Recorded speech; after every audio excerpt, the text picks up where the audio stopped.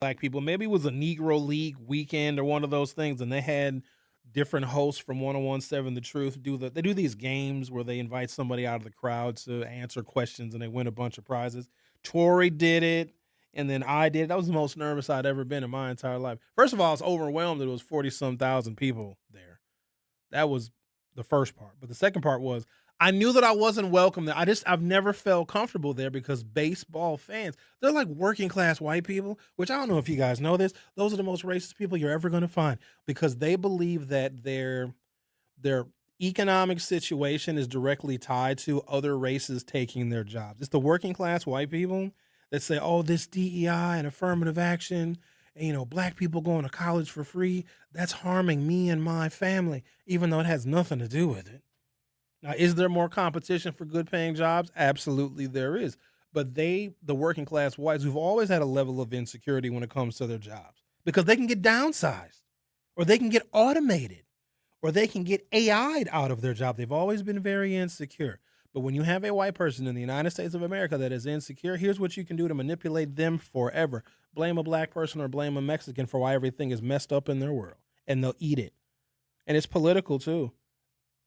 I could have a whole political party and tell you how bad black people are and how bad immigrants are and how bad Mexicans are, and I will make a whole bunch of voters hate those groups. Hate them, want to kill them. Don't want them in this country. And you can get votes based upon how much you hate those other racial and ethnic groups by a bunch of working class white folks who've always felt insecure about their job. The insecurity about the working class white and their job and their opportunities goes back to slavery. I need you to think about how slavery was not in the best economic interest of poor white folk. You ever think about that for a second? You know that all white people didn't own slaves, right? Like 1 or 2%. Hardly anybody owned slaves. The same 1%ers right now, the billionaires that y'all hate, basically, that was the same class of people that owned the slaves. Every white person didn't own slaves. White people were too poor in the rural South. And let me tell you why white people were poor, why they were kept poor, why they were kept economically deprived. Because if you're economically deprived, you're vulnerable. And if you're vulnerable, you'll fall for anything. And if you're economically deprived and you're vulnerable, chances are you're probably not highly educated and you can manipulate those people. If you were a plantation owner and you had the ability to permanently purchase your labor in enslaved people. Let's say you had a big old plantation. You had rice, you had the big three: rice, tobacco, and cotton. Fourth would probably be sugarcane, but sugarcane was more the agricultural mainstay in the Caribbean. By the way, sugarcane plantations, unbelievably brutal. Probably some of the very labor intensive. Cotton is labor intensive too, but not like sugarcane. Sugarcane is very labor intensive. Okay, but that was mostly in the Caribbean. So if you had a big old plantation and you had the big three: cotton, tobacco, and rice, and you had 195 enslaved people taking care of 1,000 acres of rice, tobacco, and cotton. And then you had your servants that were in the house that took care of all the domestic duties. Okay, think about this. You own your slaves and they take care of everything. You're not hiring white people. You're not hiring them. You don't need to. Why would you pay a white person a wage when you can buy a black person and work them until they die? So white people were deprived economically because of the institution of slavery. Now, what you would do is you would hire a handful of white people to be plantation overseers, et cetera, et cetera.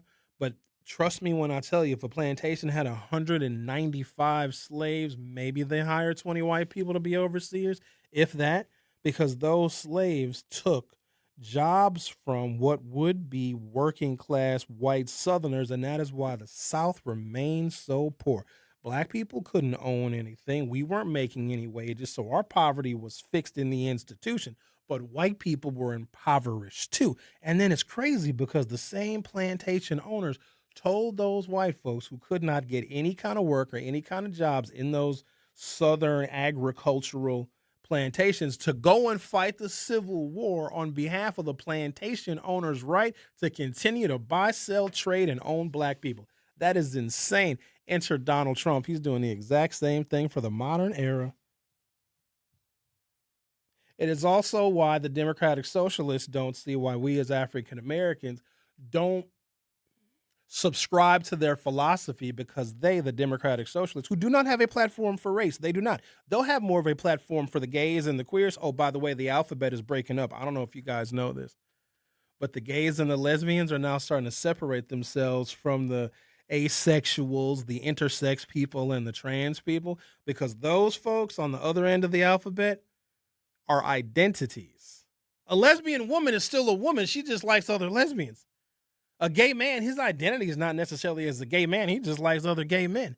And so when you have that alphabet that's combined, the old school gays and the old school lesbians, like, yo, no, we're not with all this trans stuff. Really fascinating social experiments that are taking place in this country right now. But that's just like people of color. Or when people say BIPOC, don't say BIPOC in front of me. I'll punch you in the face. Black, indigenous people of color. Please don't do that. Don't make it seem like all of our issues are the same. You know, some BIPOC people hate each other. Do you know that some people that are included in the white people came up with this? Or some super black liberal. Let's call everybody BIPOC. Let's lump everybody together like all of our interests are the same. There are some people in the BIPOC coalition and the people of color coalition that are more racist than white people are. You think black people routinely organize and work with Mexicans? No, we don't. No, we don't. You think a South Korean professor at the University of Wisconsin-Madison has anything in common with a black woman who lives in 53206 who's got 4 kids and no dad? I'm just saying, you can't stop lumping us all together. I was going to read some of these comments that were left on the, what was this damn thing called? Multicultural Night. The YouTube is up, so if you guys want to head on over there. I'm wearing a purple shirt today. I'm wearing some cargo pants, too. I like cargo pants because I have room for my cargo. Join the Milwaukee Brewers and Social X MKE for Black Culture Fest, an afternoon celebrating Black culture, creativity, community, and the lasting impact of Black excellence on baseball and beyond. So that was what they advertised it as, and they put this on social media and left the comment section open. Justin Sider says, I assume the seating will only be available in Section 8.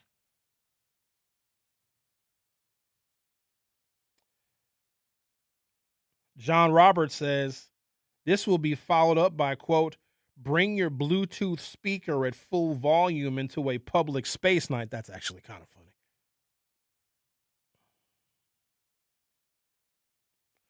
Russ Hansitter says, will there be a how to act like state fair booth?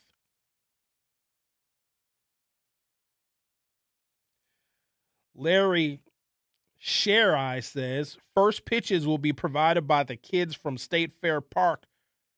Bring your gloves. Andrew Blakey says, quote, fist fights in the 400s has a better ring to it. Mark Grimm says, what time is the watermelon seed spitting contest? And it goes on and on and on. And the number of Black people that wasted their precious time commenting, that's racist. Why would you say that? Because they are telling you, like, take this as really valuable knowledge, because this is how they actually feel. Now, some of these comments might be bots, but some of the people that like the comments are not. I'm going to take a break, come back. I got a whole bunch of other stuff too. Oh, since our YouTube is up, do we have the poll question up yet? Yes, we do. It might be a little confusing for some, but don't worry, I'm going to get to it. Do you, or have you ever owned a Nissan? I'm curious, because I have a story for you that is going to make a lot of sense once I get to it, but our YouTube poll is now up. Go to 1017 The Truth on YouTube, hit subscribe. Be able to participate in the YouTube chat and also vote on our poll. Do you or have you ever owned a Nissan? I'm in the category. I owned a Nissan. I had a Nissan Pathfinder. I loved that truck very much. I loved it a lot. It was very expensive, but I loved it. The Truth with Sherwin Hughes will be right back. The Truth with Sherwin Hughes returns after this on 1017 The Truth app, and 1017thetruth.com. In Milwaukee County, equity means making sure everyone has a real chance to thrive. That's why the Milwaukee County Office of Equity works to help remove barriers, strengthen community connections, and support fair access to opportunities across Milwaukee County. Want to learn what they do, explore resources, or find ways to get involved? Just search Milwaukee County Office of Equity online. Milwaukee County Office of Equity, advancing equity for all Milwaukee County residents. For more information, search Milwaukee County Office of Equity online. Are you looking for a place to shop that offers a fair market price? You need to visit Century Food Store on 92nd and Lisbon Avenue. This week, buy Gatorade for $7.99, Atlanta Cheesecake for $14.99, Hormel Gathering Party Tray $16.99, Supreme Choice Cooked Tail-on Shrimp $9.99 for 16-ounce package, and Boneless Chuck Roast $7.49 a pound. So what you waiting for? You can also order groceries through DoorDash, Uber Eats, and Instacart, or stop by Century Foods at 92nd and Lisbon Avenue today. Here's the deal. We gotta set ourselves up. See, retirement is the long game. We gotta make moves and make them early. Set up goals. Don't worry about a setback. Just save up and stack up to reach them.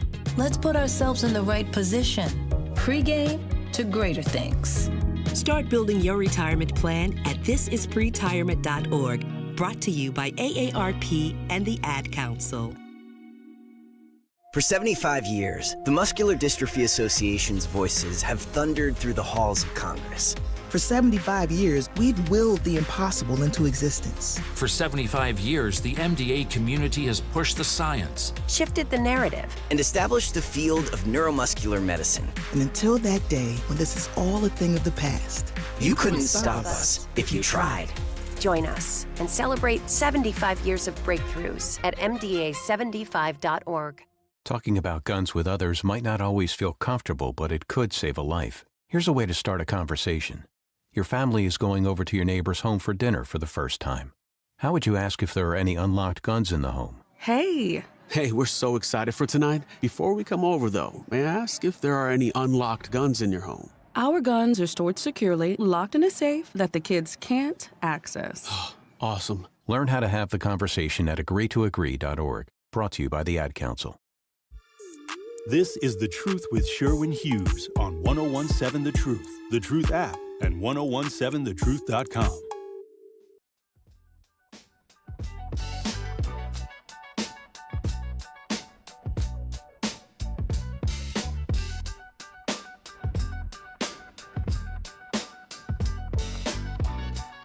They had a Black Culture Fest on Friday at American Family Field ahead of one of the Brewers games, or maybe during the Brewer game. I don't know. I didn't go to it.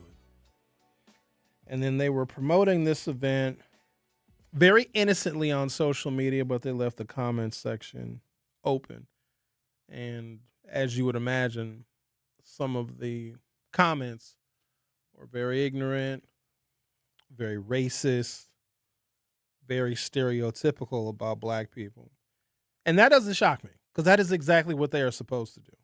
That is my expectation of them, and they always meet, and quite honestly, they exceed that expectation. What I didn't expect was for the number of black people to try and reason with a racist, and the number of black people that shared this flyer where all of these racist comments were posted in like utter disbelief. Like, I can't believe they feel this way.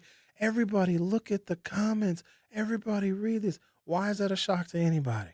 Do you understand that we live on their colony? I'm going to get into some details about that as well. Once I explain, it's going to make a lot of sense to you.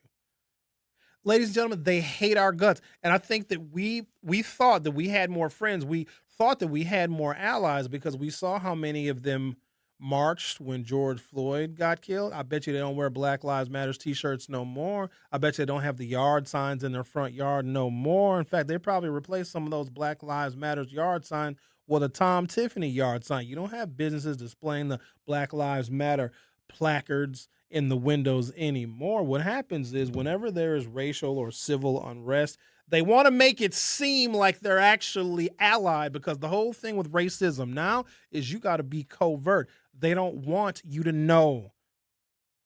They want you to think that they like us. And what do? We're so stupid. Invite them to the barbecue. Y'all invited white folks to the barbecue as like, I'm going to extend the olive branch. And they accept it. Oh, they love being around us so they can learn everything there is to know and learn our secrets and learn how we operate. Because here's one thing they can't figure out. Because they've tried everything to stop our success. Everything. And I would say to some extent, it's working pretty good. 2 out of 3 times Donald Trump ran, he got elected. They're doing something right still.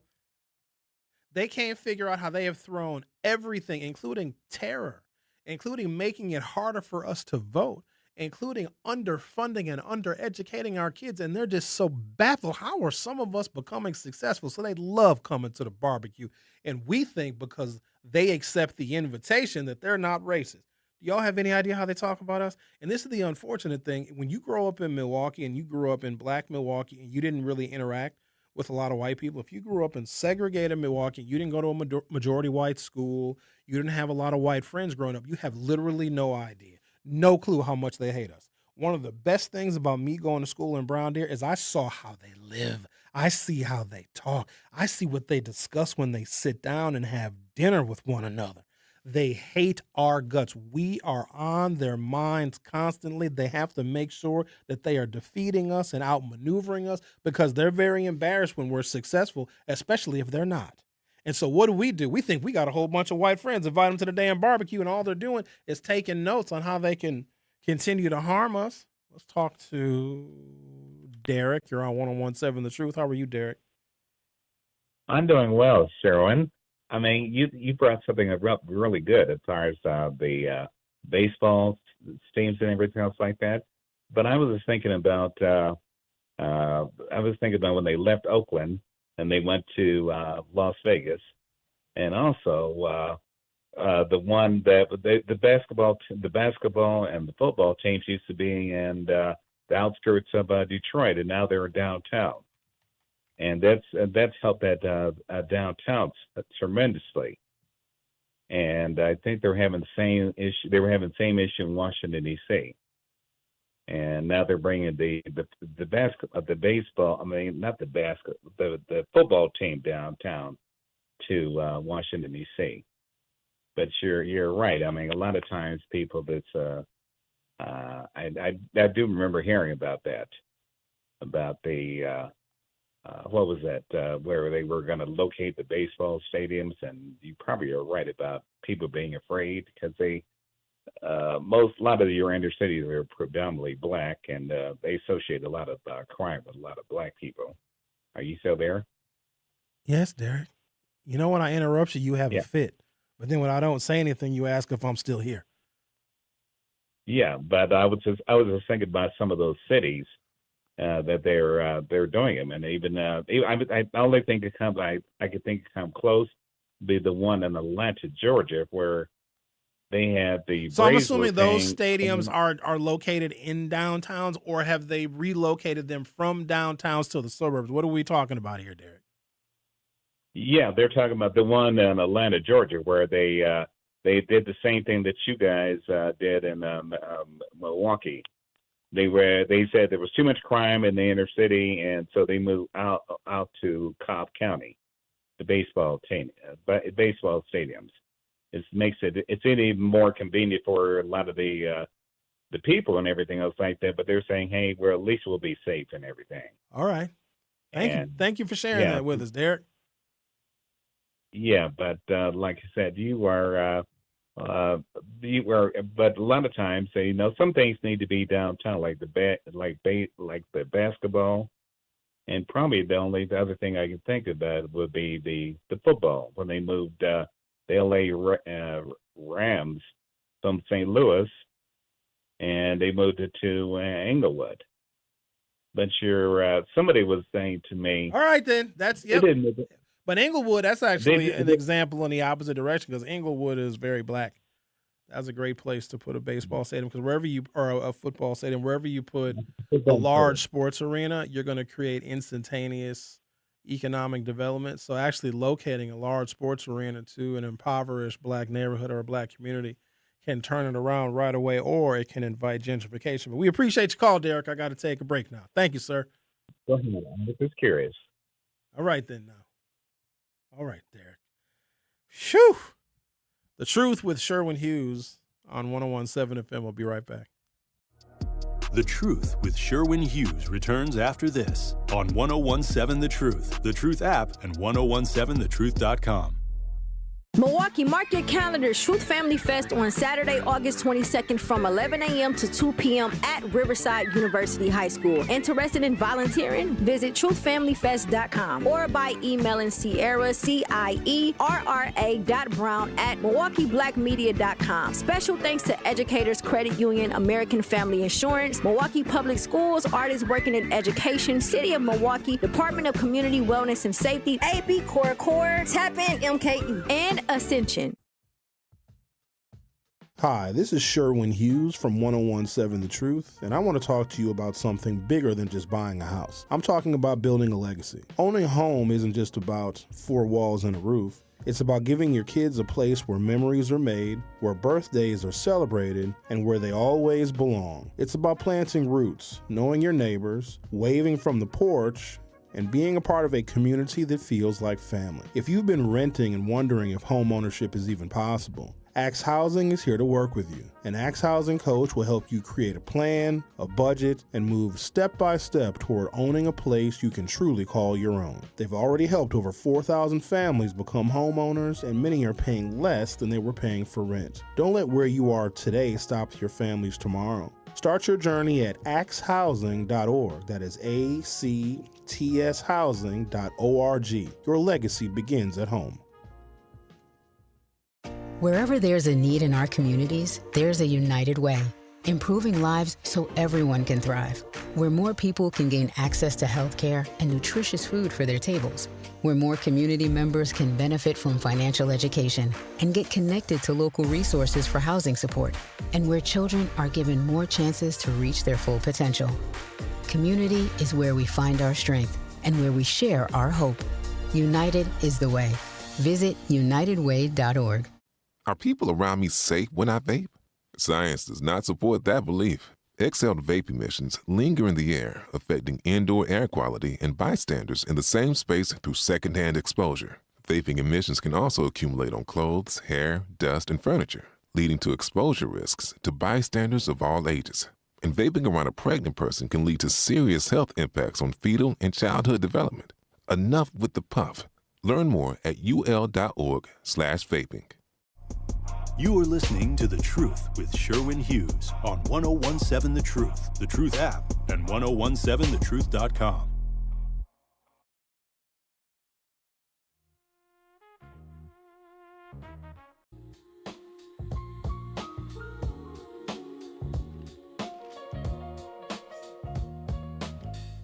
Looking for a school where scholars thrive, teachers believe, and excellence is the expectation?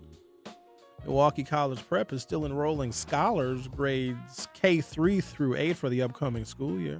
With 4 high-performing campuses, award-winning educators, and a proven track record for academic success, Milwaukee College Prep is helping more than 2,000 Milwaukee scholars build brighter futures every day. Don't wait. Seats are limited. Apply today at MilwaukeeCollegePrep.com. That is MilwaukeeCollegePrep.com, or call 414-264-6000, 414-264-6000. Milwaukee College Prep. Excellence by design. Futures without limits. I think some of these adults need to enroll in Milwaukee College Prep. Y'all need to get some of your education up. Why black people are so shocked. The veneer is almost flawless because they'll invite you to stuff, want to hang out with you, want to do happy hour with you, and hate your guts. They'll talk to you, get to know you, ask you about your family. Maybe you drink a little bit too much at the happy hour and reveal something personal. Next thing you know, you're talking to HR, because here's the other thing you got to watch out for. It's always economic competition with them. You better hope they don't have a sister or a brother or a sister-in-law or a mother-in-law or a father-in-law that is looking for a job, and the person in their family that is looking for a job does exactly what you do. They'll set you up to get fired. It's not personal. It's just, a member of their family comes first. or their neighbor just fell on hard times and their neighbor happens to have a real nice resume that might be a little bit less polished than yours, but, they'd be a good fit for the position because, they fit better into the corporate culture. We thought that we had a bunch of allies and we don't. That is why it's very difficult for African Americans that know this to want to be allied with democratic socialists, because expecting us to integrate with working class white people when all of this dirty history has not been resolved is insane. It's insane. Now, what they do, though, is they look at black people and say, oh, you guys are poor, too. You guys are struggling, too. Come and join our movement. Now, we're going to go first. We're going to lead the movement. We're going to set the agenda. The agenda is not going to take into account race. But no, come and join us because, working class white people need as many people in their agenda as they can possibly get. That is how they can win elections. And if you can win elections by preying on the vulnerability of black folks, all you got to do is tell black folks, you blacks are really poor too. You blacks, your wages are way too low. You blacks are not being treated fairly by your employer as well. You should be getting a raise. You blacks are making minimum wage as well. And what do we say as black folks? Yeah, that's right. That's true. All that is true. All the above is true. But what they don't take into account is that why some of us, and I'm going to say some because some black folks are doing fantastic. Some black folks are doing better than the whites. But one of the reasons why some black people may be in an economically disadvantaged position is because they are black. That can be a reason. Democratic Socialists can't take that into account because that is a white movement led by white people who weren't given what they were promised by previous generations. See, the baby boomers lied to them. They're the wealthiest generation America has ever seen. They got something like $140 trillion worth of wealth, and what they are doing is they are starving their own kids. And so then you have a political movement that exists to rebel against the status quo, which is the largest, wealthiest generation that America has ever seen, and that's the baby boomers. But that also draws contrast with African Americans as well, because we don't hate our baby boomer generation. Those are the ones that got us the rights that we right now are taking for granted. So and also our baby boomers ain't got no hell of a lot of money. White baby boomers do. Black baby boomers got a little taste of money, got a little itty bitty piece. They ain't got as much as the white folks do. So they're trying to start this intergenerational war where it's a bunch of white kids that are mad at their parents. Screw you, mom and dad. I want the freaking house right now. Mom and dad is like, no, go get a job. We took care of you long enough, you spoiled brat. Fine, mom and dad. I'll go recruit a bunch of blacks and we're going to have a political movement led by an Asian lady in Wisconsin and a Muslim in Michigan. Oh, by the way, have I got some comments from the New Berlin mayor. Woo-wee, did he serve up a good helping. Oh, y'all were shocked by that too? Where's my story about the New Berlin mayor? Ooh, he let y'all have it. And then stood by his comments. Quote, it was revolting. Muslim leader called for New Berlin mayor's resignation over lewd social media posts. Let me make this abundantly clear. The New Berlin mayor isn't going anywhere. New Berlin Mayor Dave Amon is under fire after two Muslim organizations called for his resignation following the discovery of anti-Muslim, racist, and sexist content he shared publicly on Facebook. So the mayor of this town is letting everybody know, hey, here's how I feel. And I'll be honest with you. I appreciate him doing it. Let me tell you why. Because I'd rather know before I go to New Berlin for anything. Now, hey, Sherwin, we're going to meet up at the sports bar in New Berlin. Okay, have fun, not going. Because if the mayor feels that way, and if he's going to put it on a public Facebook page, and dude said, I'm not taking it down. I'm going to get to his comments in just a second. He was like, my public comments don't mean that I speak on behalf of everyone in New Berlin. Kinda. I would rather know. So here's what will happen, though, because some black folks get so hurt by this. Because we're just astonished that people don't like us. We're thinking, we're so fun. We're so funny. We dance really well. We sing good. Watch us perform. You know, the original drawing of Mickey Mouse was blackface as a mimic of a minstrel show? You know that the character Goofy, look at the old pictures of Goofy, the old Disney drawings. Goofy is a shiftless, lazy, happy-go-lucky colored man. Goofy. Now, they changed his image up. You know what I mean? They made him look more like a dog. The whole character of Goofy is part of a minstrel theatrical dramatization and caricature of a black stereotype. It goes that deep, and we don't even have no idea. Walt Disney was incredibly racist. So was Dr. Seuss. When I found that out, that hurt. Like, they did a whole expose on like some of the racist commentary, like the hidden racist messages. Oh, Dr. Seuss and I love Dr. Seuss books. Little did I know I was being slowly taught to hate myself. The Muslim Women's Coalition and the Wisconsin Muslim Civic Alliance brought Amon's Post, who's the mayor of New Berlin, to light. The content includes reposts such as, quote, if you voted for a Muslim or elected office, you're a traitor. If it weren't for white people, slavery would have never ended, and posts featuring sexually suggestive content. Janan Najib, founder of the Muslim Women's Coalition, said she was shocked when she first saw the post. I'm going to leave it there, pick it back up for hour 2. The Truth with Sherwin Hughes. Will be right back. Don't touch that dial. The Truth with Sherwin Hughes will be right back on 1017 The Truth, The Truth app, and 1017thetruth.com. Educators Credit Union is more than a place to manage your money. They're where your financial possibilities take shape. They're more than transactions. They're conversations about your financial goals. More than numbers, they're community advocates who support free, local events that are accessible to all. They foster community because we are stronger together. Educators Credit Union is people helping people.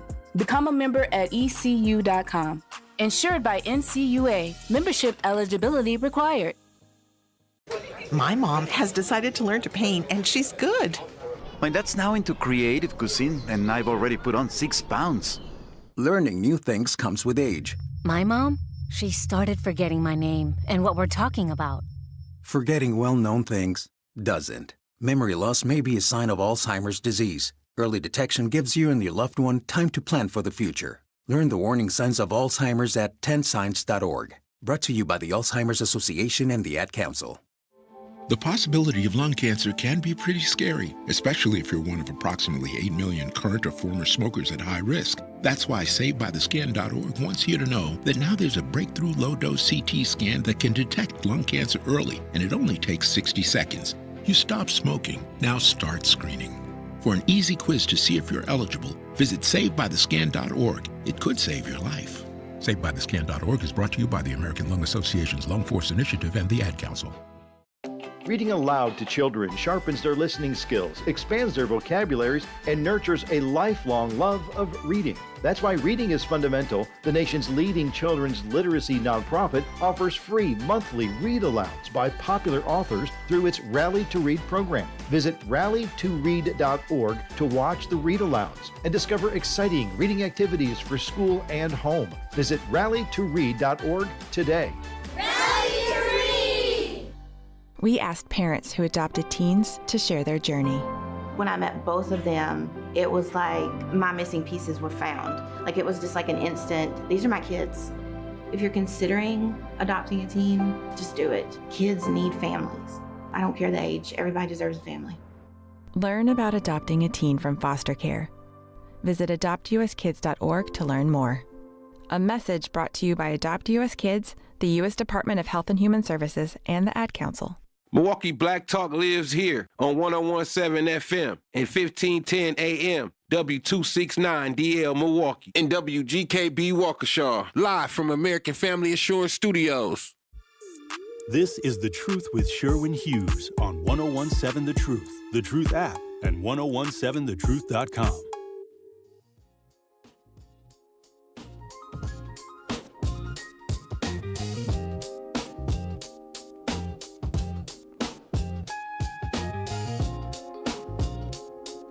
Welcome to hour 2 of The Truth with Sherwin Hughes. We have a question on the YouTube. You go to youtube.com or open up your YouTube app from your smartphone or other mobile device. Search 1017 The Truth, hit subscribe, You'll be able to view the live in studio camera. Got my sunglasses on. Got to make sure I take them with me because last Friday I left them in the studio. Happened to tune into the lunch break with Ray Nitty and maybe Shannon. And I saw Ray Nitty sporting my Ray-Bans. Just because it's got Ray in the name, Ray, don't mean that you got to put on my sunglasses. These are my sunglasses. So I went and picked them up over the weekend because I need my sunnies. He had fingerprints all on the lenses. That's because he was eating fried chicken. He had greasy. It's hard to get these lenses clean now. He had fried chicken in the studio? I don't know where he had fried chicken. You know you blacks love the chicken. Oh, so is this a racist comment? Probably it is a racist comment. I think white people need to be much more honest with us because in them being politically correct, they are fooling us. Xavier had said while we were on commercial break, you know, for black people to be fooled by racism is just astonishing to me because we think because the Jim Crow signs came down that their attitudes changed. They got more racist. You think Barack Obama did anything to move the cause of racism? Like, do you think that he improved it? Do you think that people saw Barack Obama as, oh my God, he's black and he's nice and he's a daddy. He's got a black wife and they're married and they're not divorced. Even though I question Michelle Obama sometimes, whatever. I think she got a boyfriend somewhere. That's fine. Barack wouldn't even care. He'd still stay with her. But do you honestly think that they saw Barack Obama and said, oh, wow, this racism stuff is stupid because, look, a black person can be successful too. A black person can follow the rules. Now, Barack Obama, he did a little cocaine. It's all right, a little bit. He admitted to it in his book. He had a little bit of an identity crisis. He was very honest about who he was. But do you honestly think? Like, don't stop lying to yourself. If you're lying to yourself, we're going to have to stop. Just like every woman that thinks she's a 10. Stop lying to yourself. You ask a man to rate himself on a scale of 1 to 10, he going to tell you the honest truth. Like, well, I'm fat, got a little wee-wee. I'm probably a 3. He'll be honest. You ask a woman, I'm a 10 out of 10, baby. Stop lying to yourself. We're lying to ourselves.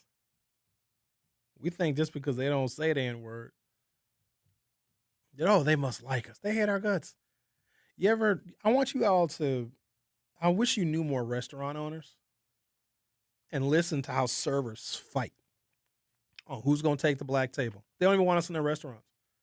And what do? We go to their damn restaurants and give them a food review that actually helps their business with other African Americans, not knowing that they don't want us in there in the first place. I just sit in disbelief. But we were on commercial break and Xavier was like, well, don't these people read the internet and read the comments? Like, you should know how they feel about us and how incredibly racist they are. Here's what the problem is. Your coworker that likes you, they talk to you every day. You might even have lunch with them. Everything is cordial at work. They got 3 or 4 different Facebook pages where on everything that talks about race or culture or black people, they're calling us monkeys and jigaboos and spear chuckers. But they'll sit right next to you at work and be nice to you Monday through Friday from 9 a.m. until 5 p.m.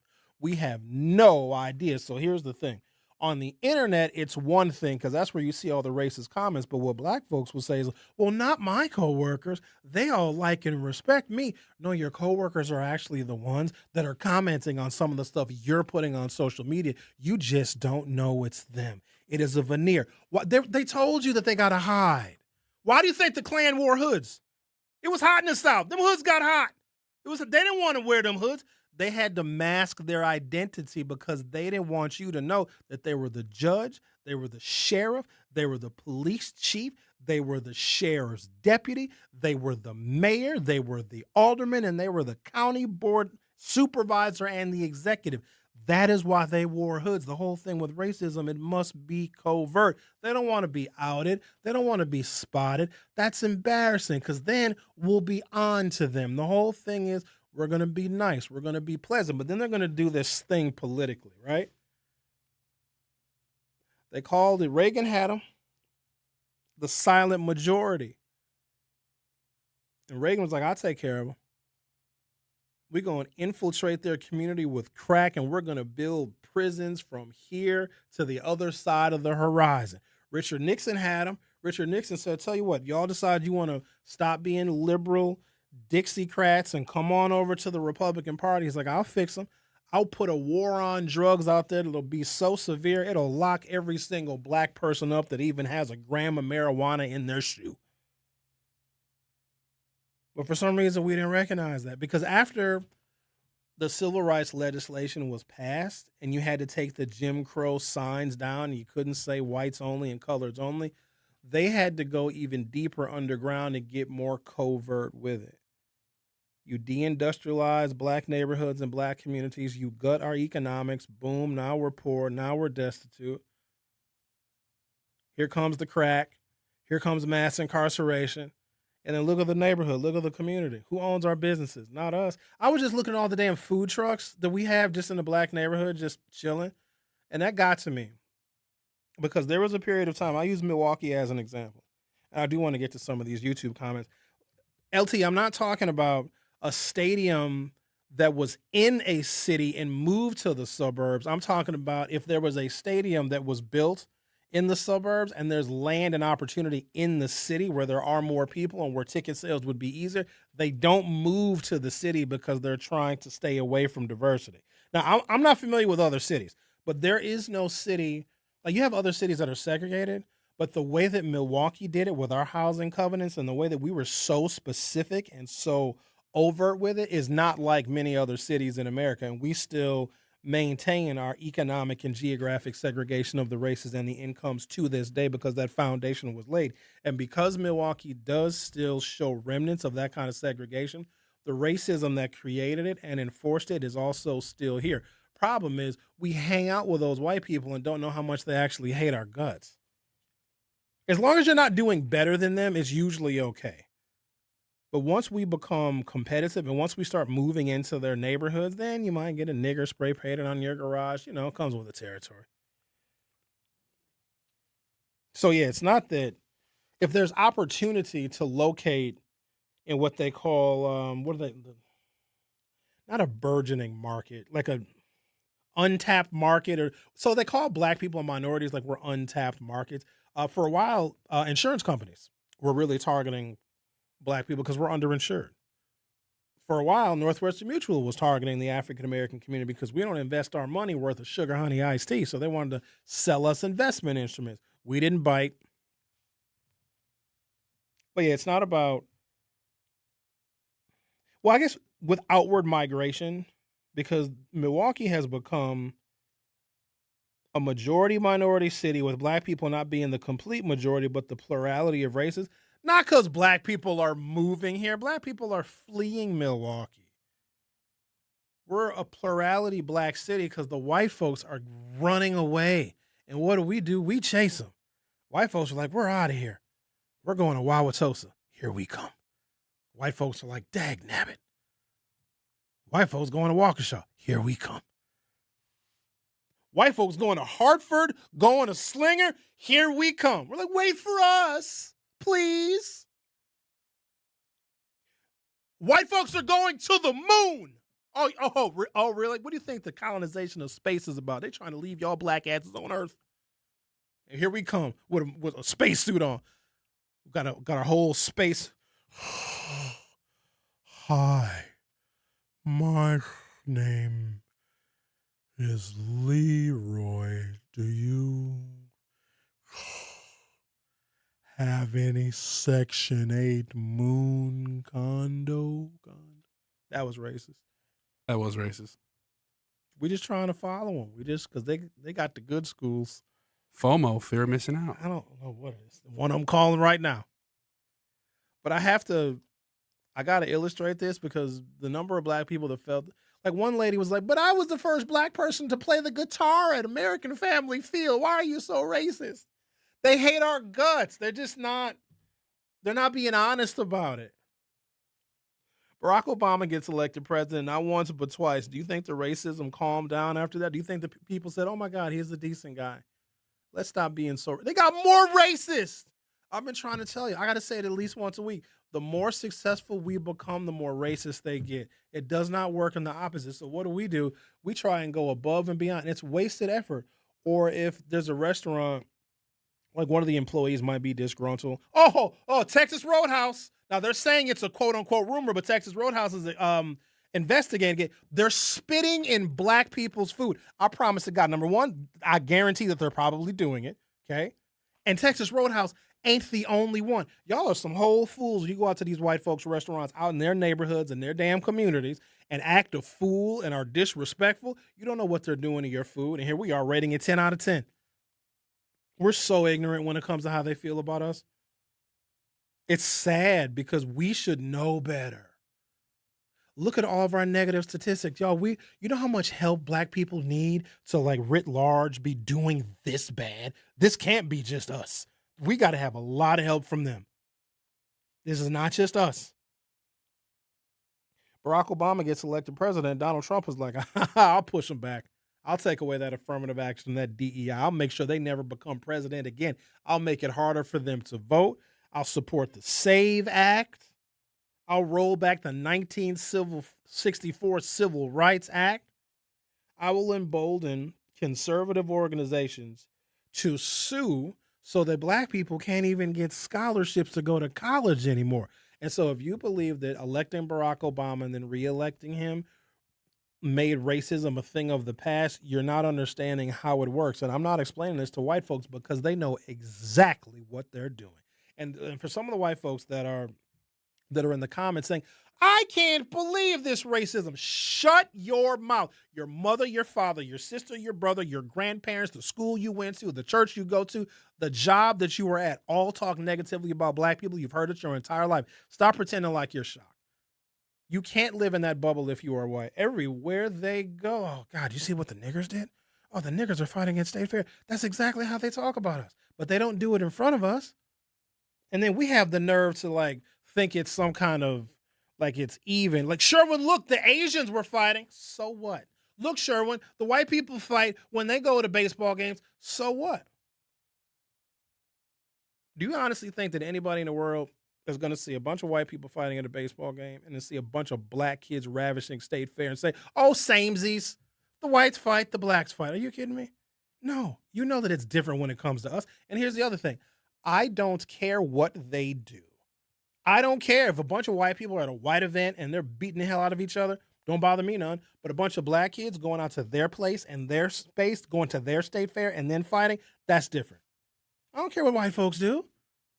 And they are more violent. Absolutely. They curated the violence that is this country. All the gun violence, they're the ones defending the Second Amendment and the Constitution. They're making it so that anybody and everybody can get a gun, so they have a participation in the violence too. Plus, they like to do the school shooting. You got a damn lady just murdered her 3 damn kids, and you got white women feeling sympathy for her. By the way, gentlemen, let me give you a word of caution. If your wife, your girlfriend, your woman, or whoever is showing sympathy for Lindsay Clancy, your kids are not safe. You need to use that information to get custody over your kids. I'm not playing with you. This white woman comes out and says, I killed my 3 kids. White women are like, no, you didn't. It was mental illness that did it. We support you. They had a rally in support of a woman that murdered her kids one by strangling them. You know how insane that is? She felt her children's bodies go lifeless in her hands and did it one by one. And then tried to kill herself by falling out of a 2nd-story window. Tried to kill herself. She jumped 6 feet. Oh, damn it. I'm going to kill myself. I'm going to jump out of this window that's 5 feet off the ground. She's probably landing on her feet. Like, damn it. She's paralyzed, though. There's a lot of people that think the husband did it. Of course they do. I was talking to some white women that were You know what it is? They hate men that much. Even though she calculated sending him out of the house to run errands and to pick up, she even knew how long he was going to be gone and was able to time the murders of all 3 children in the amount of time that he was going to be gone because she sent him out of the house to run specified errands because she knew how long he would be gone and calculated how long it would take to murder her children. It was premeditated, and women are rallying on her behalf. Fellas, I'm telling you right now, your babies ain't safe. We'll take a break, come back. I got so much more. I got to talk about Nissan, too, because Nissan loves us. there's a Nissan dealership that got accused of racism. So that's one story. But then there's another story about Nissan that goes back a few years and a class action lawsuit, which I personally was a part of. So today we're talking about all of these covert ways in which racism is staring black people in the face, but for some reason, we don't see it. We think that they like us and they support us and they're here with us. And the white people in the comments section, like, I can't believe there's so much racism. Shut up. That's the last thing I'm ever going to do is explain racism to a white person. They know exactly what they're doing. And every white person has used the N-word. Even if it's in a Tupac lyric, they've used it. They always say they haven't. The Truth with Sherwin Hughes on 101.7 FM. I'll be right back. The Truth with Sherwin Hughes returns after this on 101.7 The Truth app, and 1017thetruth.com. At UW Credit Union, we have best-in-class technology and peopleology. Like if you lose your card, you can stop by in-branch for a same-day replacement, or you can have a new one instantly issued to the app. So whether you prefer interacting with our snappy online interface or our in-person regular faces, UW Credit Union is always here for every you. And whichever you choose, it's the best of both worlds. Join today at uwcu.org. Federally insured by NCUA. Hear that? That's the sound of your life. Perfectly imperfect. Beating in rhythm to the world you've created. But every time you drive after drinking, the music gets drowned out. Your life sounds pretty great. Don't let a buzz ruin it. Buzz driving is drunk driving. Don't drive buzzed. A message from NHTSA and the Ad Council. Doctors Without Borders is delivering life-saving medical care where it's needed most in communities around the world. From bandaging war-wounded patients in Sudan to providing clean drinking water in Haiti, we're in more than 70 countries worldwide, bringing patients from sick to recovering, from emergency to aid, from crisis to care. This life-saving care is made possible by a global movement of supporters like you. Thank you. In sitcoms, when someone has a problem, they just blurt it out and move on. Well, I lost my job and my parakeet is missing. How was your day? But the real world is different. Managing life's challenges can be overwhelming. So, what do? We get support. The Huntsman Mental Health Institute and the Ad Council have mental health resources available for you at loveyourmindtoday.org. That's loveyourmindtoday.org. See how much further you can go when you take care of your mental health. For 250 years, our armed forces have bravely served America.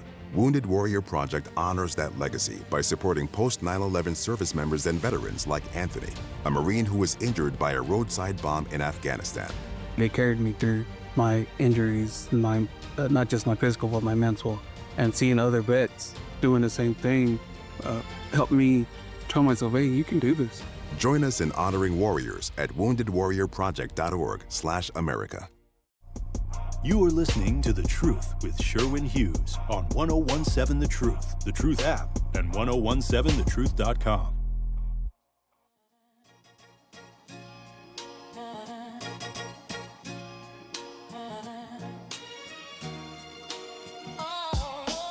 A huge thank you to everyone who came out and supported Truth Family Fest 2026. Special thanks to Educators Credit Union, American Family Insurance, Milwaukee Public Schools, artists working in education, the City of Milwaukee DCWS, AB Core, and Ascension Healthcare. And thank you for helping us make the event possible, and to our vendors, volunteers, listeners, and families for showing up and supporting our community. From all of us at 1017 The Truth, thank you, Milwaukee. All right, go to the YouTube and answer the question. Have you ever driven a Nissan? There's so many black folks driving Nissan Altimas, and then the fancy blacks get them in Infinity. Could be a G35, could be a G37, could be a G50. Y'all love you a Nissan, don't y'all? I had one a long time ago. Not anymore. Let's talk to Linda. You're on 1017 The Truth. How are you? Good morning, Sherwin, and good morning to all the good black and white people of Milwaukee. Linda White, and no, just say America. hold on, Linda. Just say good morning to the black It's a people. great day in Milwaukee. Hey, just say good morning to the And black people. You don't need to say good morning to the white folks because they don't say good morning to us. sir. Okay, so Sharon, yeah, I'm sorry, I just got a text. Oh, wow, my youngest brother just passed away this morning. I'm sorry to hear that. But I was going to say that, yeah, it's a great day in Milwaukee. I shout out to all the communities and individuals and organizations that's doing this show. And I mean, really, really, I'm just so, I guess, inspired. And I want to say that, Sharon, yeah, I guess the Democrats heard you because they coming out and they're saying that the Democrats, you know, the DNC is I guess marginalizing black issues, black representatives. They are not hosting the Democratic convention in Atlanta. I don't know, whatever is going on with that. And then, too, I want to say that I was a waitress at 19. Remember Big Boys on Port Washington? Man, that was the best time of my life. They give me a whole half of the goddamn restaurant because that's how good and efficient and friendly and customer service I was. And the tips, man, I had the morning service and during the week, and then I had the evening and late night service on weekends, baby, $100 a day. I'm trying to tell you. But anyways, it helped my freshman years in college and my new apartment, all of this. But yeah, that's what I have to say. And I'm really digging those shades. I'm trying to tell you. I'm trying to tell you. I'm trying to tell you. See you later. Oh, you won't. You ain't gonna see me. We're sorry that your brother passed away, but she sure likes how I look in my sunnies. New Berlin Mayor Dave Ament is under fire after two Muslim organizations called for his resignation following the discovery of anti-Muslim, racist, and sexist content he shared publicly on Facebook. Could you imagine if more of the, so we have roughly 851 municipalities in the state of Wisconsin.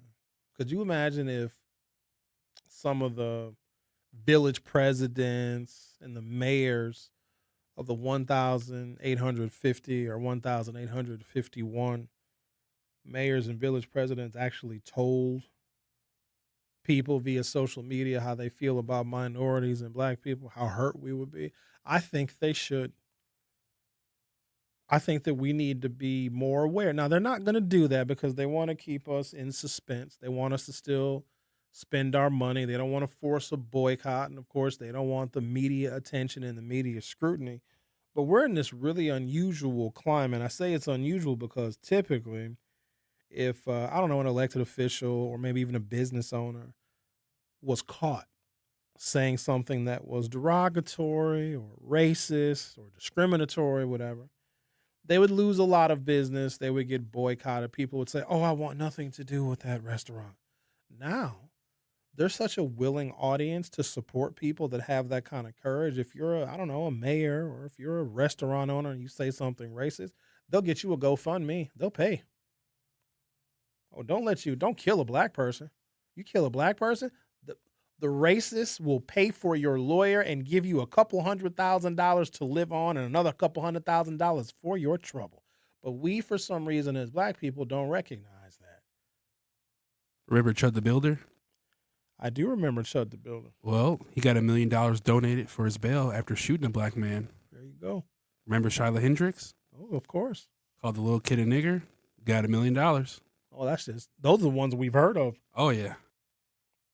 The Muslim Women's Coalition and the Wisconsin Muslim Civic Alliance brought Mayor Amon's post to light. The content includes reposts such as, quote, if you voted for a Muslim for elected office, you're a traitor. Another one, he said, if it weren't for white people, slavery would have never ended. That's not entirely false, right? It's not politically correct to say that, but black people probably wanted to end slavery too, but no one listened to us. The whites had to say, Abraham Lincoln had to say, hey, enough. Let's stop it now. That's time out for that. And then the South was like, do we have to? And Abraham Lincoln was like, slowly, but yeah, kind of. Take a couple of years. And the South was like, oh, well, we're not going to be nice to them for like a really long time. And Abraham Lincoln was like, hey, that's out of my hands. But you got to free him. And the South was like, oh, man, who's going to get all this cotton out of the ground? Tell you what, let's pass some black codes. So if we got to free them, fine. Let's make everything black people do illegal. And the city councils were like, wait, what? We can't do that, can we? No. And somebody was like, no, hear me out. If we got to free them, fine, because, the Emancipation Proclamation or whatever. So fine, we got to free them. But let's make them just like standing around illegal, and then we'll arrest them. And then for all of you plantation owners that lost all of your labor to, freedom, how about you just rent the black people from the jail? And the plantation owners were like, for how much? I don't know, like $9. But then do we have to like take care of them? And the jail was like, no, work them to death. And then when they die, just come back and get another. We'll just keep arresting them. Or how about this? Don't let them buy any land. Let them rent the land for more money than their harvest can possibly produce. And then they'll always be indebted to you. And then open up a store so they can buy seed and they can buy food and clothes, and let them buy on credit. And so when they take their rented land and they plant their crops, and of course they got to plant crops to feed themselves, and whatever crops they have left over, they'll sell. But whatever it is, as far as money goes, that they make from selling their crops, take all the money, because that pays back the credit they have at the store, and it pays for the renting of the land. We'll call it sharecropping, because we're going to share in the cropping. Genius idea. Janan Najib, founder of the Muslim Women's Coalition, said she was shocked when she first saw the mayor of New Berlin's post. Quote, at first, I didn't think it was real, Najib said. Najib described the content as deeply offensive and wide-ranging in its targets. Quote, anti-Muslim, it's anti-black, it's anti-immigrant. It's very sexist to the point it's cringy and unfortunate for someone of his caliber and stature and age to be posting some of these things. It was revolting, actually, Najib said. I don't know how in the world a Muslim person is shocked that there's an anti-Muslim sentiment. First of all, anywhere in a Christian country, let's keep that in mind.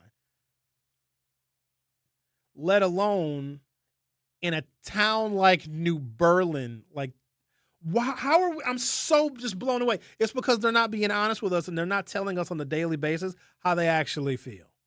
Because then none of this would shock us. But when we hear it, we're like, oh, you mean there's white people that don't like Muslims? Since when? September 11th did not help. Just saying.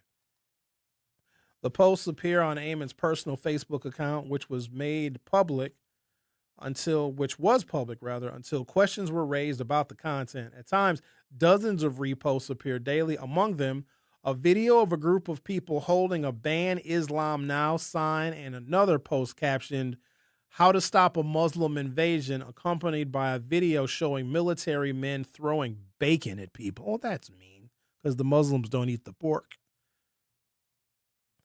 It's concerning to me as a citizen here in Wisconsin and as someone that represents the Muslim community, Najib said. He's really defining women by their cleavage to market his racist support for certain posts, and reposting that doesn't bode well. I bet you that mayor gets reelected. Now, a little history about New Berlin, because some of you may have forgotten. This one comes from January 1st, 2011, so 15 years ago. You ready for this? The Department of Justice has filed a lawsuit against New Berlin, Wisconsin, alleging that the city violated the Fair Housing Act by preventing the construction of an affordable housing development proposed by MSP Real Estate Incorporated, filed in the U.S. District Court for the Eastern District of Wisconsin. You know who filed it? Eric Holder, when he was Attorney General. New Berlin said, and I'm gonna take a break when I come back. So the mayor of New Berlin at the time, he's not the mayor anymore. He was actually in favor of this affordable housing development in New Berlin that was going to be paid for by federal tax credits. The people in New Berlin slashed the mayor's tires, threatened him, his kids, and his wife, and they vandalized his house because the former mayor of New Berlin, that actually was in favor of low-income housing coming to New Berlin, was essentially, they were about to recall him, and he didn't run for re-election. This is the same New Berlin where the current mayor posted anti-Muslim, anti-woman, and anti-black things on his social media. You would have thought that 15 years ago, we would have gotten the message about New Berlin. And so why all of the shock when you find out right now? Because one of those people that may have threatened the mayor of New Berlin in 2011 very well could be the guy that's mayor of New Berlin right now. Take a break, come back, and I have details of some of the horrendous things that people said to the previous mayor of New Berlin. And this guy was actually in favor of affordable housing. And there's some of the quotes, because people left them voicemail message. "We don't want niggers moving to New Berlin." Oh, they were just very open with it. But, you know, some black folks like, "I'll move to New Berlin anyway and show them how well-behaved a black person can be." Why do we do that?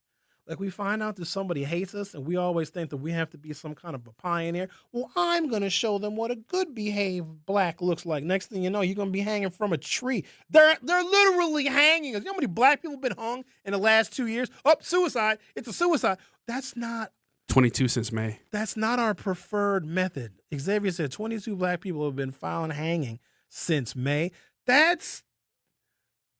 They're lynching us, and we're surprised that they're racist. Sherwin, I can't believe some of the comments they left at Multicultural Day at Miller Park, but 22 people have been lynched. If I'm killing myself, first of all, I'm not suicidal. I'm not gonna hang myself from a tree. Oh no! How would I even do? First of all, wouldn't somebody see me? Sherwin, what are you doing? It's over. I don't want to.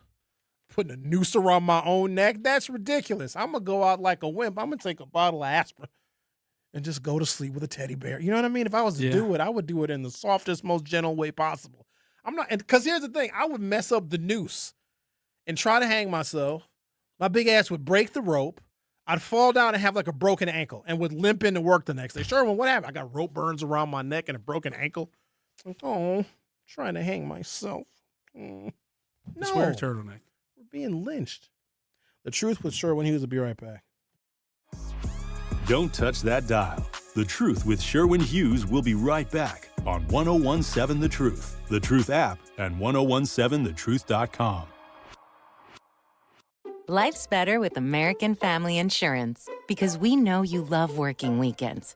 If it means working on your dream home, both inside and out. And we're here to help protect those dreams so you can enjoy peace of mind. Save up to 40% when you bundle home and auto. American Family Insurance. Get a quote and find an agent at amfam.com. Products, pricing, and availability vary based on where you purchase insurance and by state. Some exclusions apply. American Family Mutual Insurance Company, SI, and its operating companies, 6000 American Parkway, Madison, Wisconsin. Milwaukee Public School families, the first day of school is Tuesday, September 1st, and there's still time to enroll. MPS offers programs to fit every learner, including bilingual, Montessori, special education, and more. All MPS students receive free breakfast and lunch. Enroll today at milwaukeepublicschools.org/enrollment. Or visit MPS Student Services at 5225 West Vliet Street, Monday through Friday from 8 a.m. to 4 p.m. Thank you for choosing MPS. In the United States, a vehicle is stolen every 31 seconds, about as long as this message. Luckily, you can take a few easy steps to protect your car in the same amount of time. Remove your valuables, roll up your windows, don't leave your car running unattended, lock your doors, and take your keys or fob.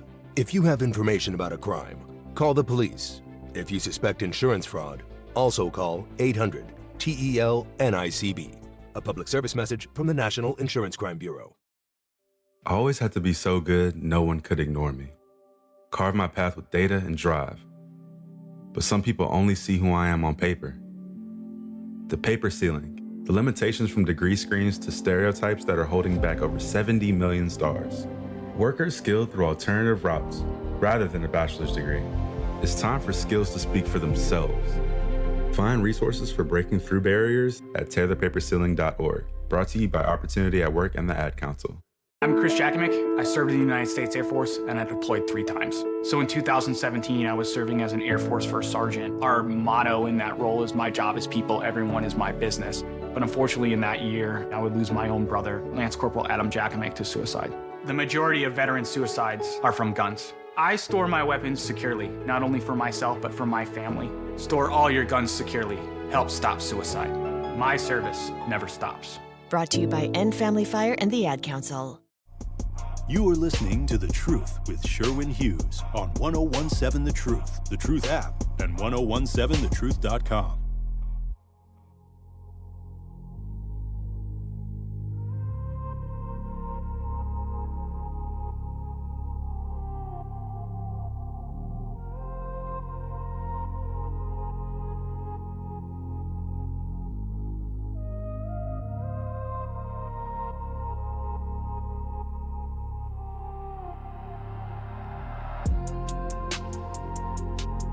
In 2010, former New Berlin Mayor Jack Schiavo-Vatero, it's a very Italian-sounding last name. Schiavo-Vatero, am I saying it right? I guess so. He and his family faced intense harassment, threatening phone calls, and racist slurs at his home after he, the mayor of New Berlin in 2011, initially supported a proposed affordable and senior workforce housing development. The fierce public backlash and recall threats ultimately led city officials to rescind the approval, triggering a federal fair housing lawsuit from the Obama administration. The MSP Real Estate Group planned a multifamily and senior development in the city center that included workforce housing units intended for people earning $35,000 or less a year. So at the time, there was a lot of construction going on in New Berlin, and a lot of the people working on that construction were Mexican. But then somebody found it unfair that how are you Mexican and working in New Berlin but can't afford to live there? So that was the impetus behind this development group saying, well, let's do an affordable housing unit in New Berlin so the people that are working on construction projects can actually live there. That's only fair. In the fall of 2000, so it was a brand new 2001 Nissan Pathfinder. Ooh, we all leather, moon roof. That was back when you had the 6-disc CD changer in the dash. You would just load your CDs up right into the dash, and you had a 6-disc changer, had the Bose audio system. It was black with the black leather. You couldn't tell me nothing in that truck. You understand me? I was a young man, too, 25 years old, riding around in something brand new. Boy, you hated to see me coming. Come to find out that Nissan Motor Acceptance Corporation was charging Black and Hispanic buyers more money and higher finance charges, and they got caught. I received in the mail information alerting me that I also was in that class action lawsuit, and I, at the ripe old age of 25, buying my or leasing my first new car, was charged inflated fees. I didn't know no better. Back then, it's not like buying a car now. Now, everything is online. You can research the car online. You can find out what the dealer pays for the car, what the dealer markup is. You can see what other dealerships are selling their vehicles for. Back in the day, you had to get a damn newspaper and find out how much cars was costing. We had to go to a dealership. There was no online car buying back then. And what I think that online car buying did is it made pricing way more competitive and way more transparent. In fact, a vehicle that I got right now, I bought it off of Carvana. They delivered that joker to my house. It's, oh, here you go, Sherwin. Here's your vehicle. Here, test drive it. If you don't like it, we'll take it back and get you another one. I was like, I'm pretty sure I'm going to like it. I literally drove the Tesla around the block. I'm like, I'm good. All right, here you go. Here's your license plates. Here you go. Have a nice day. Sign this right here. Sign the paperwork. Bye-bye. And they drove away. And they took my old vehicles. No, I had the Chevy Volt. I drove the hell out that Volt. I drove that Volt to the core of the earth and back. But still never took it to Chicago, though, for some reason. The case was called Kaysen versus the Nissan Motor Acceptance Corporation. Can I just tell y'all something? Y'all want to know something? So this is in the year 2000. I got my lease. Did I trade my Blazer in? I think I might have, because I was driving a Chevy Blazer when I signed my lease to get my 2001 Nissan Pathfinder. It was black leather, had a moon roof, had a 6-disc CD changer in the dash. It was the LE model. Top of the line, top notch. You know how much my damn payment was? And I need you to think about this now. Ladies and gentlemen, this is 26 years ago. I'm in my first job out of college. I was making okay money. I mean, back then I was making $33,000 a year. That was money back then. You got some people now coming out of college can't make $33,000.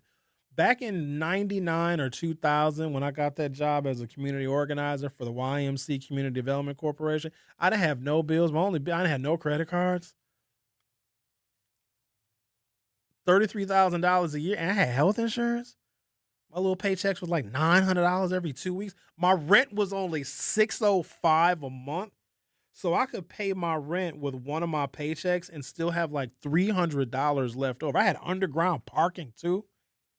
Man, life was good. I feel bad for the young people right now because now they're lucky if they can make $33,000 a year. And that's where I started at. They started me at 33. Boo, I was living good. I said, I'm going to go get me a car.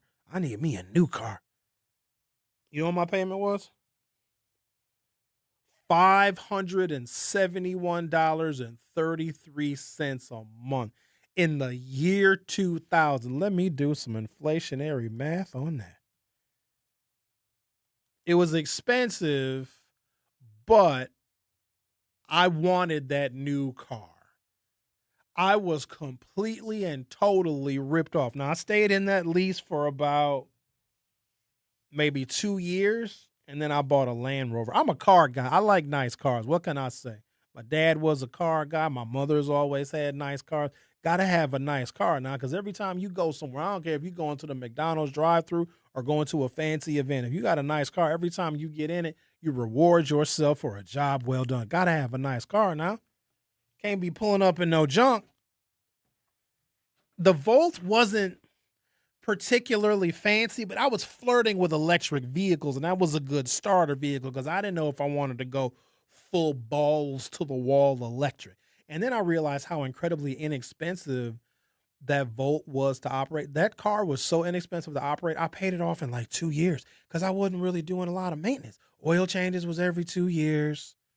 I never had to replace the brakes because it's got that regenerative braking. So that's maintenance I didn't have to deal with. I never went to the gas station.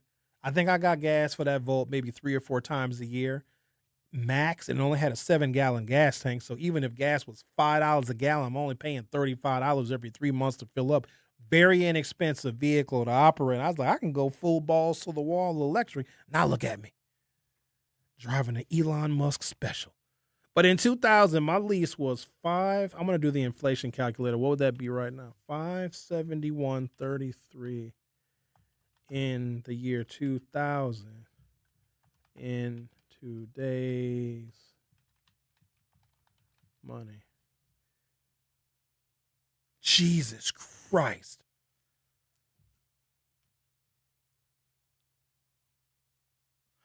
Okay.